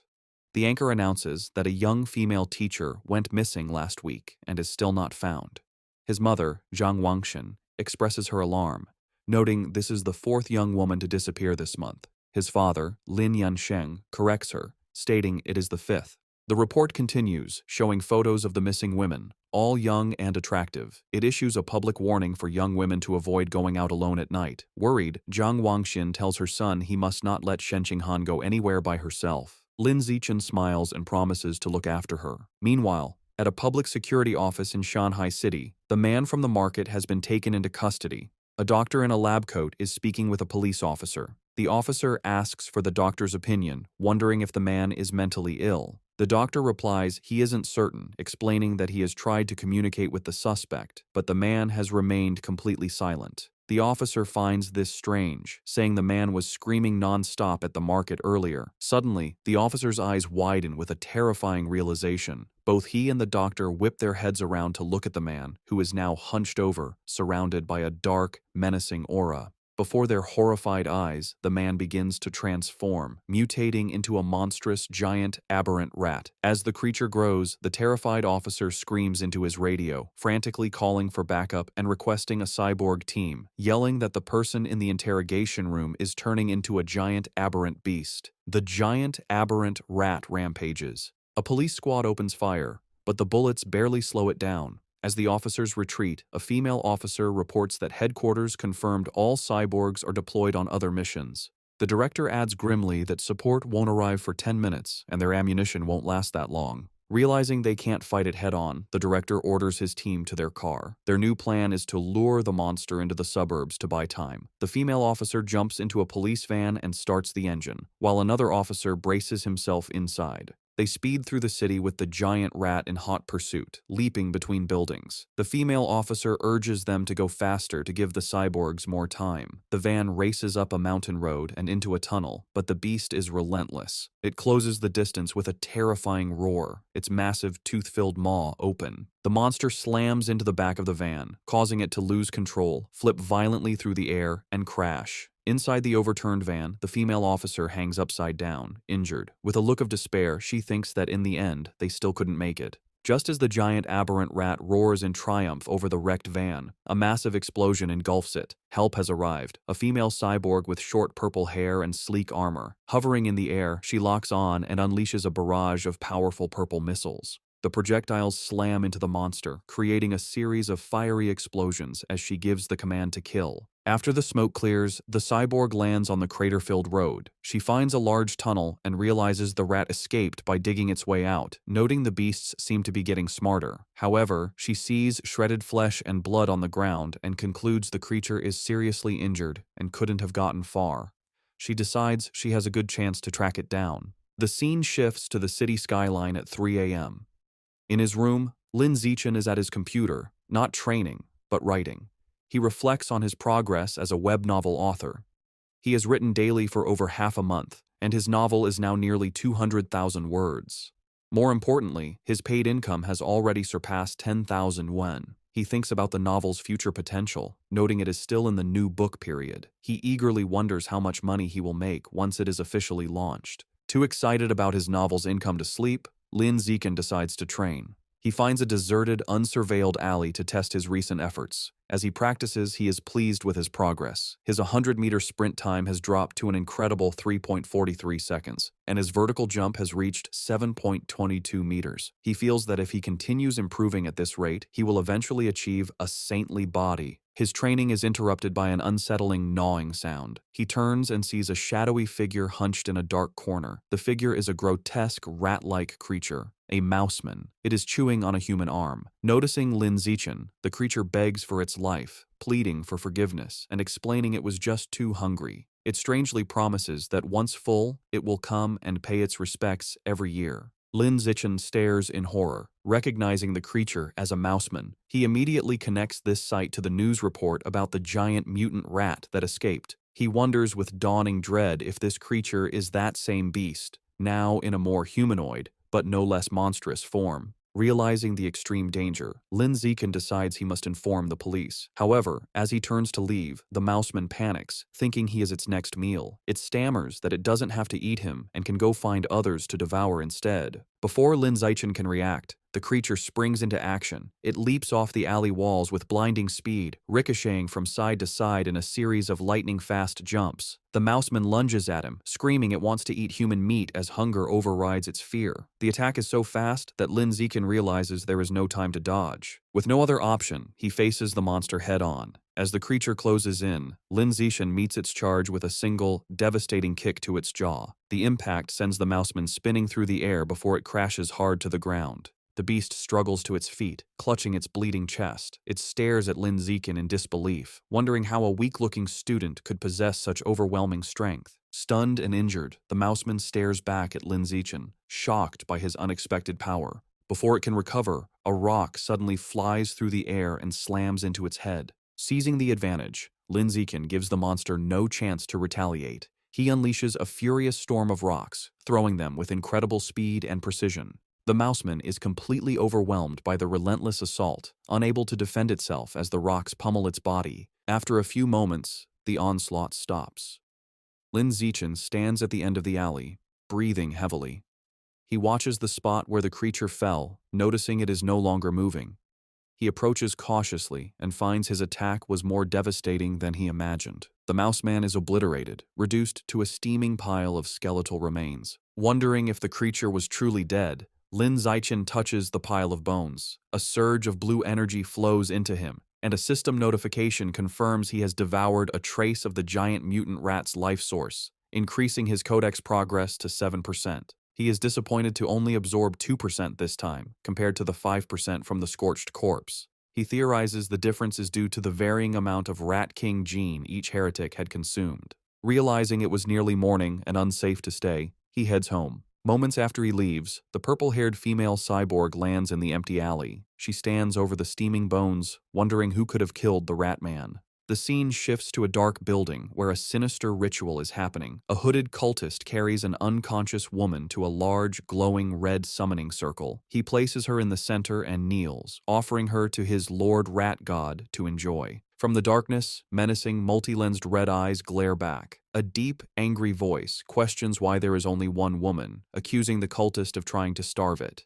The voice complains the offering isn't even a mouthful and threatens to make the cultist part of the sacrifice. The cultist prostrates himself in terror, desperately begging to explain. Still on the floor, the terrified cultist explains that young women have become cautious lately, rarely going out at night and always traveling in groups, making them hard to capture. The massive, shadowy rat god looms over him, its deep voice commanding that if women are too difficult, he should catch young men instead. The cultist immediately agrees. Suddenly, a large, bloody chunk of raw meat is thrown onto the floor. The cultist greedily grabs it and begins to devour it raw, thanking his Lord Rat God for the blessing. As he eats, the ritual reaches its gruesome climax. Massive red tentacles emerge from the summoning circle, wrapping around the unconscious woman and lifting her into the air. The monstrous, multi-eyed maw of the rat god opens wide and devours her whole. Sounds of chewing and crunching echo through the building. After its meal, the Lord Rat God gives one final, chilling order. It tells the cultist not to capture ordinary people next time, complaining their meat is too bitter. The entity declares it wants to eat nobles who live in luxury, believing their meat will be more tender. To help Shen Qinghan improve her martial arts grades, Lin Zichen holds special training sessions with her at her house. During one session, he acts as her personal coach, correcting her form. He adjusts her arm, stance, and shoulders, explaining how to generate more power and maintain better balance. Once her posture is corrected, he tells her to attack him with her full strength. She lunges at him with a determined punch. Lin Zichen easily catches her fist, praising her for the precise angle and improved power. He also catches her follow-up kick, pointing out a flaw in her form and demonstrating the correct technique by physically moving her leg into the proper position. After the intense session, an exhausted and sweaty Shen Qinghan collapses onto the floor. She catches her breath, telling him that even though she is exhausted, she can feel her martial arts strength has genuinely improved. Still kneeling on the floor, a motivated Shen Qinghan tells Lin Zichen that training 3 times a week isn't enough and asks if they can do it every day. Lin Zichen tells her that isn't necessary, explaining her body couldn't handle a daily high-intensity regimen. Shen Qinghan agrees and decides to stick with their current schedule. Just then, Lin Zichen's phone buzzes. As he takes it out, Shen Qinghan leans in curiously, asking if it's a special news report. He looks at the screen and sees 2 major headlines. The first announces that the Jishin Corporation will provide free treatment for former mechanical prodigy girls left disabled by early mechanical modifications. The second, more shocking report reveals a genius from Beijing University has successfully fused with the 1,000-threaded spider beast gene, breaking the record for the youngest person to undergo a dual gene fusion. Lin Zichen's eyes widen as he reads the second story, immediately realizing this genius must be the same prodigy from the capital he has been competing with for years. Most people cannot undergo gene fusion until adulthood, as a younger body can't withstand the backlash from beast genes and risks severe mutation. However, this prodigy has now successfully undergone a second gene fusion at the young age of 18. Lin Zichen is left to ponder the prodigy's incredible physical talent and wonder if gene fusion is indeed the best path to power. At his house, Lin Zichen is busy with his new career as a web novel author. Thanks to his incredible writing speed, his novel is an instant hit. The comment section is filled with readers amazed by his output, with one calling him a tentacle monster for posting 50,000 words on the first day. Lin Zichen reflects that with his use in advance and celestial root of wisdom attributes, a month of practice allows him to type at 10,000 words per hour. This efficiency means writing takes only about an hour a day, leaving him plenty of time for training. His father, Lin Yansheng, enters and praises his success. He estimates that if Lin Zichen maintains a stable plot and a 10,000-word daily pace, he could earn around 50,000 yuan in his first month. He adds that once the novel's word count grows, making 100,000 yuan a month would not be a problem. Lin Zichen is thrilled. With an income of 50 to 100,000 yuan a month, he will no longer have to worry about funding his quest to unlock the exotic beast codex. He sets a firm goal. He will use his first 2 months' fees to finally unlock the savage giant eagle codex. The scene shifts to his martial arts class, where the teacher, Yao Yuanfeng, announces a sparring session to assess progress. Lin Zichen's overwhelming power is on full display. He completely crushes the field, effortlessly defeating every opponent with powerful kicks and punches. No one lands a single hit on him. After the session, his teacher presents him with his prize money. Lin Zichen reflects on the successful day, pleased that he not only earned another 888 yuan, but also gained crucial experience points toward his survival of the fittest achievement. While Lin Zichen dominated, Shen Qinghan's results were not as stellar. As usual, she ranked last. Her friend Chu Rui tries to comfort the dejected girl.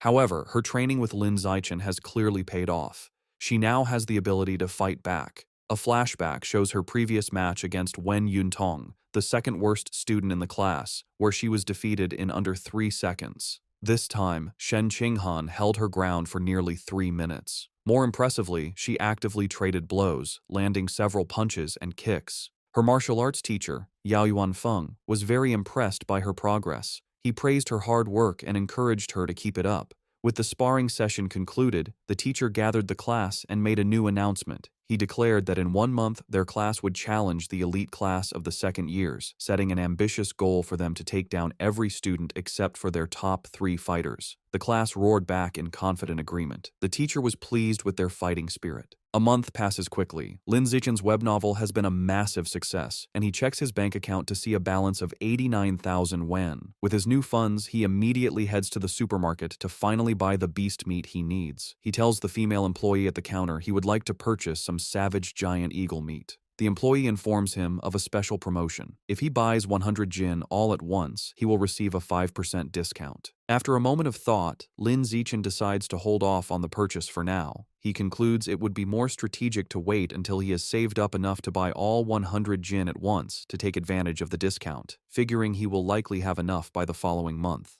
The next day at school, Shen Qinghan excitedly tells Lin Zichen the cafeteria has a new stir-fry counter, and she has heard the chef's dishes are delicious. He agrees to go with her. They arrive at the counter, where several chefs are busy, and both are impressed by the amazing aroma. After getting their food, they sit down at a table. Lin Zichen comments that it was a good thing they arrived early, as a long line has already formed.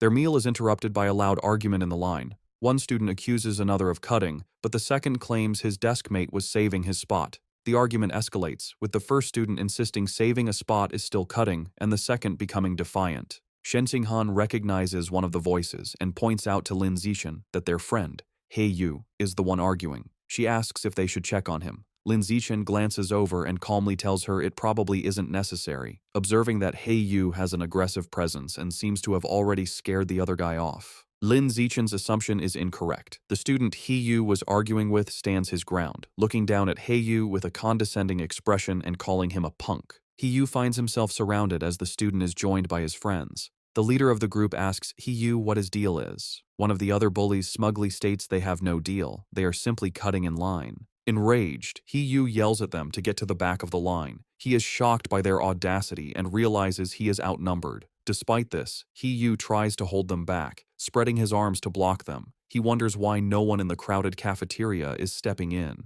From their table, Shen Qinghan watches with concern, pointing out to Lin Zichen that their friend He Yu is being bullied. Just as the bullies are about to push past He Yu, a hand clamps down on the leader's shoulder. It is Lin Zichen, his face shadowed and intimidating. He calmly tells the student to please line up properly. The bully turns around and confronts Lin Zichen with a smirk, defiantly asking what he can possibly do about it if he refuses. Instead of escalating the fight physically, Lin Zichen responds with a sly grin. He pulls out his phone and coolly informs the bully that he will report him. The bully leader scoffs at the threat, calling reporting shameful. With He-yu smirking beside him, Lin Zichen coolly retorts that he finds cutting in line even more shameful. Unwilling to be reported, the group of bullies gives up and walks away in frustration. The scene shifts to a luxurious villa in a wealthy district of Shanghai City, where the rat god cult is holding a secret meeting. Their leader, a man in a black hooded robe, sits on a throne-like chair and addresses his followers. He announces that one of their members, Sha Qiang, is dead, explaining that he went crazy at the market and was killed after provoking the security squad.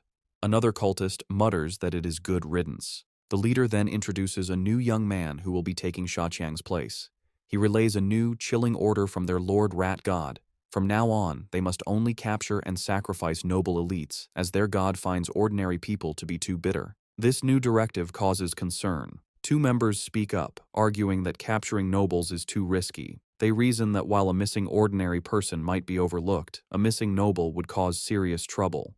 The cult leader suggests they target the sons of rich but powerless merchants to lower the risk. He then turns his attention back to the newcomer. He instructs him that, as he is new, he should not go after nobles yet. Instead, he is to practice by capturing a handsome young man as a sacrifice to one of the rat god's subordinates. The newcomer, his face hidden in the shadows of his hood, confidently accepts the mission, promising he will not just find any handsome man, but will offer the most handsome man in the entire city to the divine child. In the classroom, He-yu is still fuming about the cafeteria. He tells Lin Zichen he investigated the students who cut in line and discovered they are from Class 3 of the second year, the same top honors class they are scheduled to challenge. He-yu can't believe students from an elite class could be so rude. Leaning against the lockers, Lin Zichen looks at his phone and remarks that good grades don't mean a person has good manners. His expression shifts as a news alert catches his eye. He reads that another wealthy heir has gone missing, the fifth recently. Knowing the kidnappers haven't asked for ransom and remembering the rat god cult's order to capture nobles, Lin Zichen grimly concludes the cult is behind these disappearances. The day of the competition arrives, and students gather in a large gym with 2 fighting rings. Tension between the classes is high, as the students who bullied He-yu glare at him, and He-yu makes a defiant gesture in return. After both classes warm up, the sparring matches begin. Just as she did last time, Shen Qinghan takes the first fight. Her opponent, a senior from the honors class, immediately attacks with a fierce kick. Shen Qinghan blocks the strike, but the senior's power is too great. Her defense is broken, and she is knocked to the ground, defeated. The senior is formidable, as other first-year girls, including Chu Rui, are also swiftly defeated one by one without landing a single hit. The first year's losing streak is broken when a muscular, short-haired girl defeats the senior with a powerful kick. However, this victory is short-lived. The next senior, a girl with long red hair, immediately seizes control. She is an overwhelming opponent, defeating 9 first-year students in a row in less than 10 minutes, including 3 boys. The first-year class is now down to its last 4 fighters: Lin Zichen, Wang Xiujie, Lu Gang, and He-yu. The situation is bleak, as the second-year honors class has only lost 5 students, all girls. A staggering 36 of their students, none of them boys, have yet to fight. Their teacher, Yao Yuanfeng, clenches his fist, feeling the gap in strength is hopeless. With limited options, Yao Yuanfeng tells He-yu it is his turn, asking if he can take out the 6 remaining girls on the opposing team. He-yu confidently agrees, declaring it will be easy, particularly motivated by fighting more attractive female seniors. True to his word, He-yu handles the matches with ease and successfully knocks all 6 remaining girls out of the ring. With the female fighters defeated, the second-year class's first male student enters the ring with a threatening stomp. He strikes a menacing pose and asks He-yu if he is ready to die. He-yu retorts that his opponent has no manners. Recognizing the student as a bully from the cafeteria, He-yu believes he's a pushover and sees a perfect chance for revenge. He-yu's confidence is misplaced as the bully rushes him with surprising speed. Before He-yu can react, the senior lands a powerful punch to his stomach. He-yu collapses to his knees, stunned. The bully taunts him for being weak and tells him to admit defeat. Enraged, He-yu struggles to his feet and throws a punch, but his opponent easily dodges and counters with a swift kick that sends He-yu flying out of the ring, defeated. Lying on the ground, He-Yu realizes with pain that his opponent's strength is far from the lowest among the boys, and curses himself for letting his guard down. Having defeated He-Yu, the senior bully turns to Lin Zichen, who is standing by the ring. He mockingly asks if Lin Zichen still wants to medal and challenges him to a fight. Lin Zichen gracefully leaps into the ring, internally noting that he was hoping for this chance. His classmates erupt in cheers, shouting for their brother Chen to crush his opponent and avenge He-Yu for his shameful behavior. The match begins, and the bully, Qi-Yue, rushes at Lin Zichen with a high kick. Lin Zichen, however, is unfazed. He effortlessly blocks the kick with one hand, then grabs Qi-Yue's leg and slams him headfirst into the ring floor with incredible force. The impact knocks Qi-Yue out cold. Lin Zichen stands over him for a moment before casually kicking his unconscious body out of the ring. The second-year students are in stunned disbelief. One points out that Qi-Yue is one of the top 5 strongest fighters in their class, yet he was taken out instantly. They can't comprehend how a junior could be so powerful. Watching from the sidelines, their teacher Yao Yuanfeng concludes that Lin Zichen must be hiding a great deal of his true power. Lu Gong and Wang Shuojie are equally horrified, wondering if he is even human. Lin Zichen turns to the remaining second-year male students and calmly asks who's next. Their faces contort in fear, terrified by the display. 30 minutes later, the outcome is decided. All 29 remaining students from the second-year class lie defeated. Standing over the last opponent, Lin Zichen wonders about his progress toward his survival of the fittest achievement.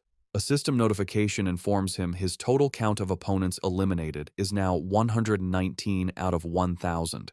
He looks at the number with disappointment, realizing the progress is far too slow. He reflects that in every class sparring session, he is always the last to fight, and he decides this slow pace cannot continue. Concluding his strength has far surpassed the high school level, he sees no reason to follow their rules anymore and resolves to make the rules himself. The following Monday, a shocked shout is heard from the principal's office. Inside, the principal of Shanghai High stares at Lin Zichen in disbelief, asking if he truly wants to hold a personal challenge match with rewards. Lin Zichen confirms his request, boldly stating that he wants to challenge the entire school. In her office, the principal of Shanghai High presses her hand to her forehead, bewildered. She asks Lin Zichen if he is serious about challenging the entire student body as a first year. He confirms his intentions and asks her to come to the gym, promising to prove he has the necessary strength. Later, they arrive at the empty gym. The principal crosses her arms and asks why he brought her there so late. As he removes his school jacket, revealing his muscular build, he confidently tells her he is there to show his true power. The principal, flustered, momentarily misinterprets his intentions and tries to stop him. However, Lin Zichen walks over to a heavy barbell and grips it. To her astonishment, he lifts the massive 700-kilogram barbell into the air with one hand, holding it effortlessly. The principal stands frozen in shock. It dawns on her what he meant by showing his power. She realizes his strength already surpasses that of the school's most legendary student, Wu Tiancheng, during his first year. Completely convinced, the principal gives Lin Zichen a thumbs up. She agrees to his request, promising to arrange an event for him to challenge the entire school. With a sheepish grin, he reminds her they must set up rewards, explaining that without prize money, no one would be motivated to challenge him. He then lays out his clever plan for the prizes. He suggests 2 types of rewards, a participation prize to encourage everyone, and a larger, cumulative prize pool that grows with each challenger. Whoever defeats him wins the entire pool. If no one can beat him within the time limit, all the money will be his. The principal, intrigued, smiles and agrees. Lin Zichen makes one final request: keep his true strength a secret for now. Otherwise, students might be too intimidated. She playfully pats his shoulder and agrees. Later, in her office, she shows Lin Zichen the finalized plan. He confirms it is perfect, thanking her for her hard work. As they speak, 2 teachers, Yao Yuanfeng and Liu Deren, walk by. They are shocked to see the principal's unusually cheerful demeanor towards Lin Zichen, wondering what is going on. Yao Yuanfeng is bewildered, remarking internally how the principal, usually a stern-faced she-devil, is now smiling so pleasantly, completely misinterpreting the situation. At 2 in the afternoon, the student body gathers in the gym, surrounding 2 large fighting rings where Lin Zichen and the principal stand. The principal takes the microphone and begins the announcement. She introduces Lin Zichen, details his recent victories, and explains the rules and prizes for his personal challenge against the entire school. The announcement causes an uproar, The crowd erupts in disbelief and mockery, with many shouting that the principal must have gone crazy. They are insulted by a first year's arrogance, questioning his confidence. One student angrily points out that defeating the second year's strongest class doesn't mean he can take on the third year's, while another calls him arrogant. Facing the hostile crowd, Lin Zichen calmly announces that starting the next day, he will be in the gym for 2 hours every afternoon, welcoming challengers. Internally, he is pleased by their anger, thinking that with so many eager to fight, he has a good chance of completing his survival of the fittest quest early. The scene shifts to a bustling city street at night. A young man with blonde hair walks alone, sipping a drink. His walk is interrupted when two attractive women step in front of him and invite him to a bar. The blonde man looks at them with a cold expression and bluntly tells them to get lost. As they walk away, they mutter that he has no charm. The young man watches them go, annoyed, wondering if Shanghai City is always this lame. The blonde young man is a new member of the Rat God cult, struggling with his first mission. Looking down at the people, he complains that after searching for days, he still hasn't found a single man attractive enough to be a worthy sacrifice. He is consumed by anxiety, picturing his cult leader and worrying how he will be perceived if he fails. He fears failure will lead to being ostracized. He had considered kidnapping a male celebrity, but realized it was impossible, as they are constantly surrounded by bodyguards, and he lacks the power to overcome them. As he walks, the pressure mounts. His deadline is fast approaching, and he is growing desperate. Just as he is lost in thought, Lin Zichen, out for a run in a tank top and shorts, sprints past him. The blonde man turns, and his eyes widen. He is immediately struck by Lin Zichen's appearance, thinking he has finally found an incredibly handsome man. He has found his target. The blonde cultist watches Lin Zichen run, feeling triumphant relief. After searching for so long, he has found the perfect target without even trying. A wide, sinister grin spreads across his face as he confirms his decision. Lin Zichen will be his sacrifice. He begins to follow his target, watching as Lin Zichen turns down a deserted industrial alleyway. Seeing the secluded area, the cultist's face twists into a horrifying black-eyed grin. He knows this is the perfect opportunity. Deciding it is time to strike, he unleashes his power and undergoes a grotesque transformation, his body contorting into a monstrous beast with a massive, tooth-filled maw. However, just as the transformed cultist is about to attack, a brick comes flying out of nowhere and smashes directly into its head with a sickening, bloody impact. The transformed cultist stumbles, clutching its head in pain and confusion after being struck by the brick. From the shadows, Lin Zichen emerges, holding the brick he just threw. He calmly remarks to himself that he didn't expect to find a rat person while out for a run, seeing it as a fortunate chance to increase the unlock progress for his guidebook. The monster trembles in terror, thinking that this human is horrifying and is speaking words it cannot comprehend. It feels incredibly unlucky to have run into him. Before it can react further, the monster collapses to the ground, dead. Lin Zichen looks on in surprise, finding it hard to believe that he killed the creature just by picking up and throwing a single brick. He wonders how a follower of the Rat God cult could possibly be so weak. Deciding not to dwell on it, he quickly kneels beside the dead monster to absorb its life essence before anyone else arrives. A system notification appears, confirming he has devoured a trace of the giant mutant rat's life essence and that his guidebook progress has increased to 8%. He looks at the result with disappointment, noting that it only went up by 1%. He concludes that the pathetically low amount of essence is why this particular rat person was so weak. Thinking about his safety, Lin Zichen decides that he won't be coming out for night runs for a while. He knows that not all of the cult's followers are this weak. Some of the more powerful members have incredibly strong bodies after transforming, durable enough to even withstand firearms. The next morning, Lin Zichen is at home when he sees a shocking news report on television. He learns that at 3 o'clock that morning, the Municipal Public Security Bureau, in cooperation with a chemical tutor from Shanghai University, successfully wiped out the Rat God cult. The report explains that the tutor is a high-level gene fuser who single-handedly defeated the monstrous Rat King. The broadcast shows footage of the incredible battle, where the massive, multi-eyed beast unleashes a terrifying barrage of sharp spikes at the winged, red-haired gene fuser. The tutor endures the powerful attack but ultimately emerges victorious. The entire fight lasted only 30 seconds, ending with the colossal Rat King collapsing in defeat as the gene fuser lands, securing a swift and decisive victory. Watching the display, Lin Zichen is left in deep thought, his expression grim. He contemplates the immense power he just witnessed, wondering if this is the true strength of a high-level being and acknowledging how truly formidable it is. In a modern, well-lit room, two men in tactical gear are having a conversation. A blue-haired man, sipping from a cup, asks his companion, a man with spiky orange hair named Tiancheng, if he has been able to contact their teacher yet. Tiancheng confirms that their teacher is still out of contact. He adds that the entire group of powerful individuals who went to suppress a riot at a place called Source Site 36 remain missing. The blue-haired man then asks about the current situation at the site. Tiancheng replies that it is relatively stable, explaining that if it weren't, he wouldn't have been free to come and clean up the little shrimp that escaped during the initial chaos. The blue-haired man seems to question his dismissive term. The blue-haired man reflects on the immense power of the Rat King, a monster that the entire Public Security Bureau was helpless against. He then internally acknowledges that in the face of a genius high-level being like Tiancheng, the monstrous Rat King was indeed just a little shrimp.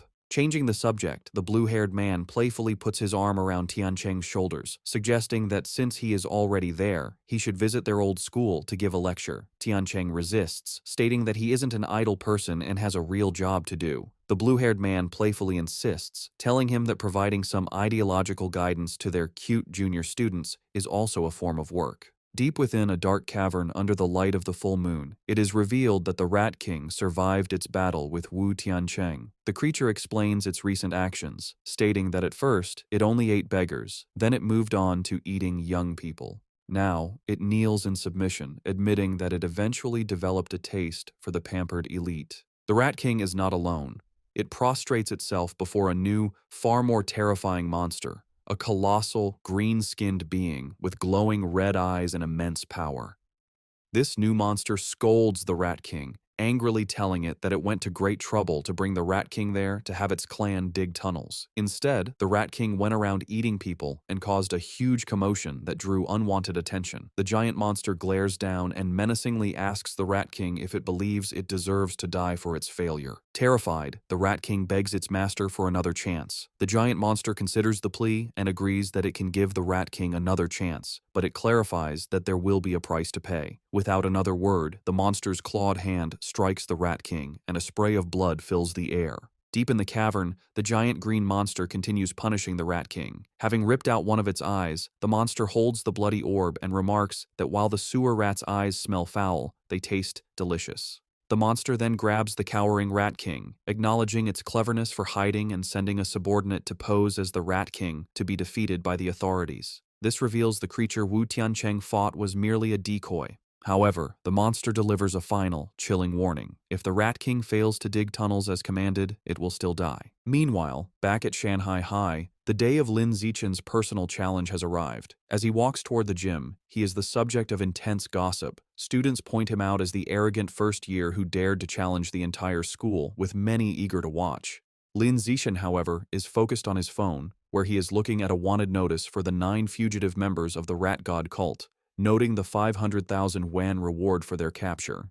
He thinks of them as a walking fortune, but his practical nature takes over, and he reminds himself that if he ever encounters one, his first priority is to stay safe before thinking about the bounty. He arrives at the gym to find it packed with students surrounding the fighting rings, just as he had hoped. Looking at the sea of potential opponents, he knows the large turnout is not just due to his challenge, but also because of the final part of his plan, the participation prize. To motivate the crowd, Shen Qinghan stands on the sidelines with a megaphone, announcing that every participant will receive a lottery ticket for a chance to win generous prizes.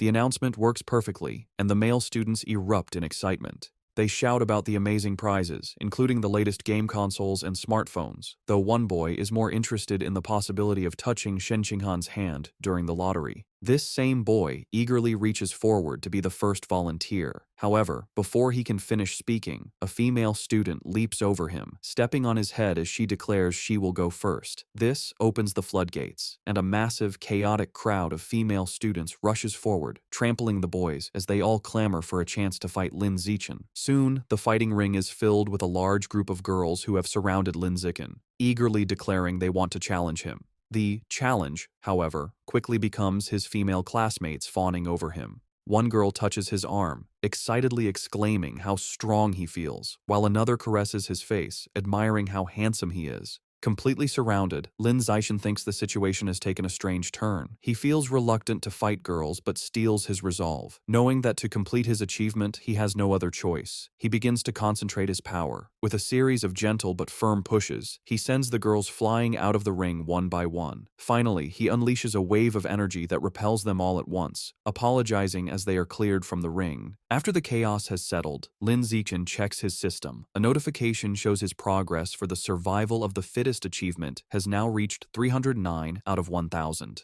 Despite being defeated, the female students are undeterred. One girl with pinkish hair eagerly raises her hand, shouting she wants to challenge him again. However, Lin Zixin stands firm and coldly announces that according to the rules, defeated challengers may not re-challenge. The girls are crestfallen, with one complaining about the unfair rule. A large, muscular student and his friends step forward, and their leader cracks his knuckles, angrily declaring it is now his turn to teach the arrogant junior a lesson. This proves to be an empty threat. Lin Zixin effortlessly defeats opponent after opponent with single punches, and his system shows his survival of the fittest progress has climbed to 419 out of 1,000. Soon, he stands triumphantly atop a massive pile of unconscious students and calmly asks who is next. Just then, a new, more formidable challenger steps forward, declaring he is still there to fight. He leaps into the ring, and the other students immediately recognize him as Yan Xiaoxuan, the overlord of the second year's top honors class. They begin to murmur, wondering who will win.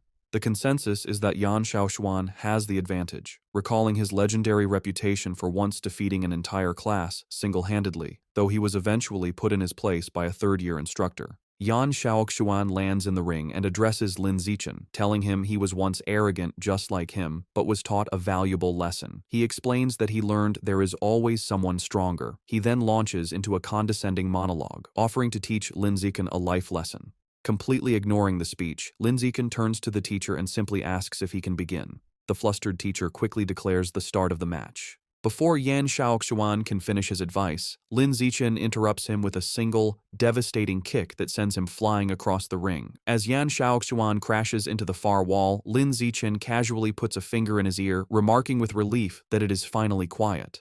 The students are left in stunned silence. They shout in disbelief, questioning how their school's formidable overlord could have been defeated so instantly, and wondering just how powerful Lin Zixin truly is. The stunned silence is broken by slow, deliberate clapping. A new challenger, a muscular student with spiky red hair, makes his way through the crowd. The students immediately recognize him as Chen Wuxing, the #1 student in the entire school, and they erupt in excitement, assuming the real show is about to begin. Lin Zixin watches the newcomer approach, thinking this is a classic case of beating the young one brings out the old one. Chen Wuxing lands in the ring with a confident smirk, remarking that he never expected Yan Xiaoxuan to lose to a junior. However, just as he is about to start his own speech, Lin Zixin again cuts him off, turning to the teacher and asking to begin. Over Chen Wuxing's protests, the teacher starts the match. Enraged at being ignored, Chen Wuxing charges forward, surrounded by a blue aura, declaring it seems he will have to beat his opponent to make him listen. Lin Zixin meets the charge, his own fist glowing with a yellow aura. Their powerful blows collide in a massive shockwave. Chen Wuxing apologizes, but Lin Zixin simply states that he is in a hurry and unleashes a powerful punch. The blow is too much for Chen Wuxing. It sends him flying backward, his shirt torn, his face a mask of disbelief as he questions how this is possible. The entire student body watches in absolute shock, their jaws hanging open as they witness the instantaneous defeat of their school's strongest fighter.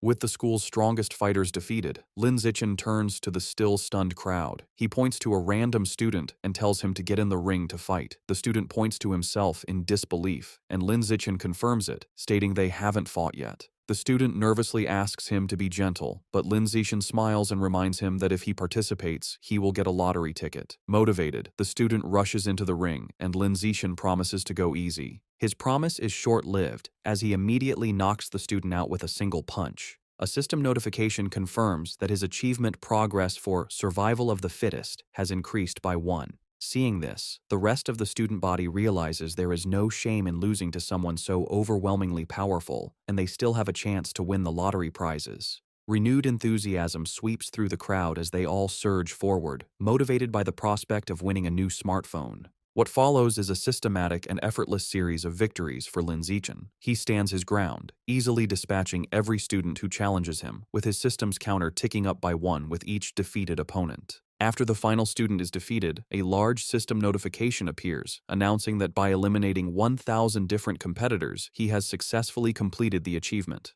Another notification immediately follows, confirming he has finally acquired the new biological attribute, survival of the fittest.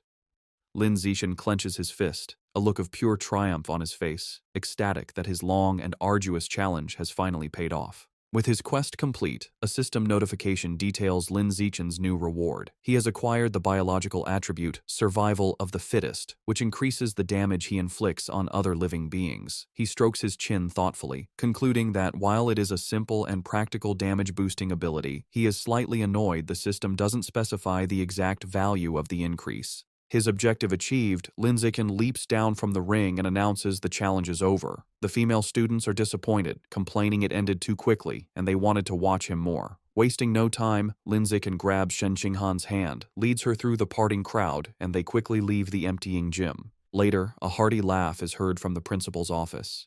Inside, the principal of Shanghai High sits on her desk, congratulating Lin Zichen for officially earning the title of the school's #1 fighter. Leaning in close, she playfully questions him, suggesting that since he defeated even Chen Wuxing in an instant, he must surely be hiding his true strength. Sitting on the couch with Shen Qinghan, Lin Zichen sips his drink and modestly replies that he only hid a little of his power. The principal gives him a knowing look, clearly not believing him. She brings up Chen Wuxing's recent special entrance exam for Kyoto University, where he lifted a 690-kilogram barbell with one hand. Based on that, she confidently estimates that Lin Zichen's own one-handed lift must be at least 800 kilograms. Internally, Lin Zichen knows he cannot let her find out his true, much higher strength. He plays along, telling her that her guess is nearly perfect, and his official data shows a lift of 795 kilograms. The principal laughs triumphantly, pleased she was right. As she celebrates, Lin Zichen tries to get her attention. Having established himself as the school's strongest, Lin Zichen immediately turns to his true priority. With an eager expression, he raises his hand and asks the principal when he can expect the 8,810 yuan prize money. Amused by his focus on money, the principal playfully calls him a little rascal, but agrees and immediately transfers the funds.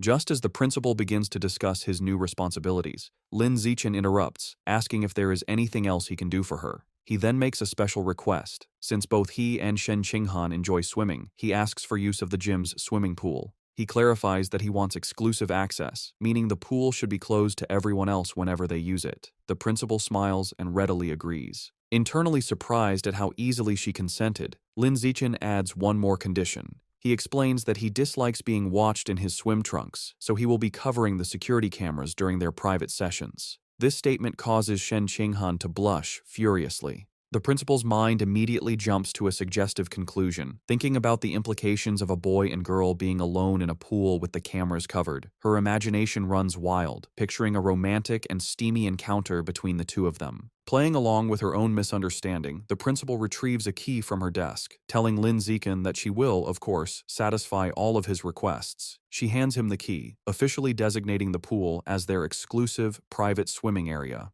As he takes it, she leans in close and whispers a final, teasing warning, telling him to just be careful not to create a new life while they are in there. Her suggestive comment leaves Lin Zichen completely baffled, as he wonders what she could possibly mean by a new life. As they walk down the school hallway, Lin Zichen looks at the key to the swimming pool. He thinks to himself that with exclusive access, he can finally begin to properly explore the true nature of Shen Qinghan's mysterious abilities. His thoughts are interrupted when Shen Qinghan stops him, saying she has a favor to ask. With a nervous expression, she explains she signed up for a singing competition. While she has practiced her solo parts, she still needs someone to help her with the duet section. She shyly asks if he can practice with her that evening, and Lin Zichen readily agrees. Overjoyed, Shen Qinghan throws her fist in the air and happily skips away. Lin Zichen watches her go, thinking about how much this competition means to her. He smiles, hoping she will be able to find her confidence through it. Later that night, at Shen Qinghan's apartment, the two are in her room practicing. She sings into a microphone while Lin Zichen sits and listens, providing the other part of the duet from his phone.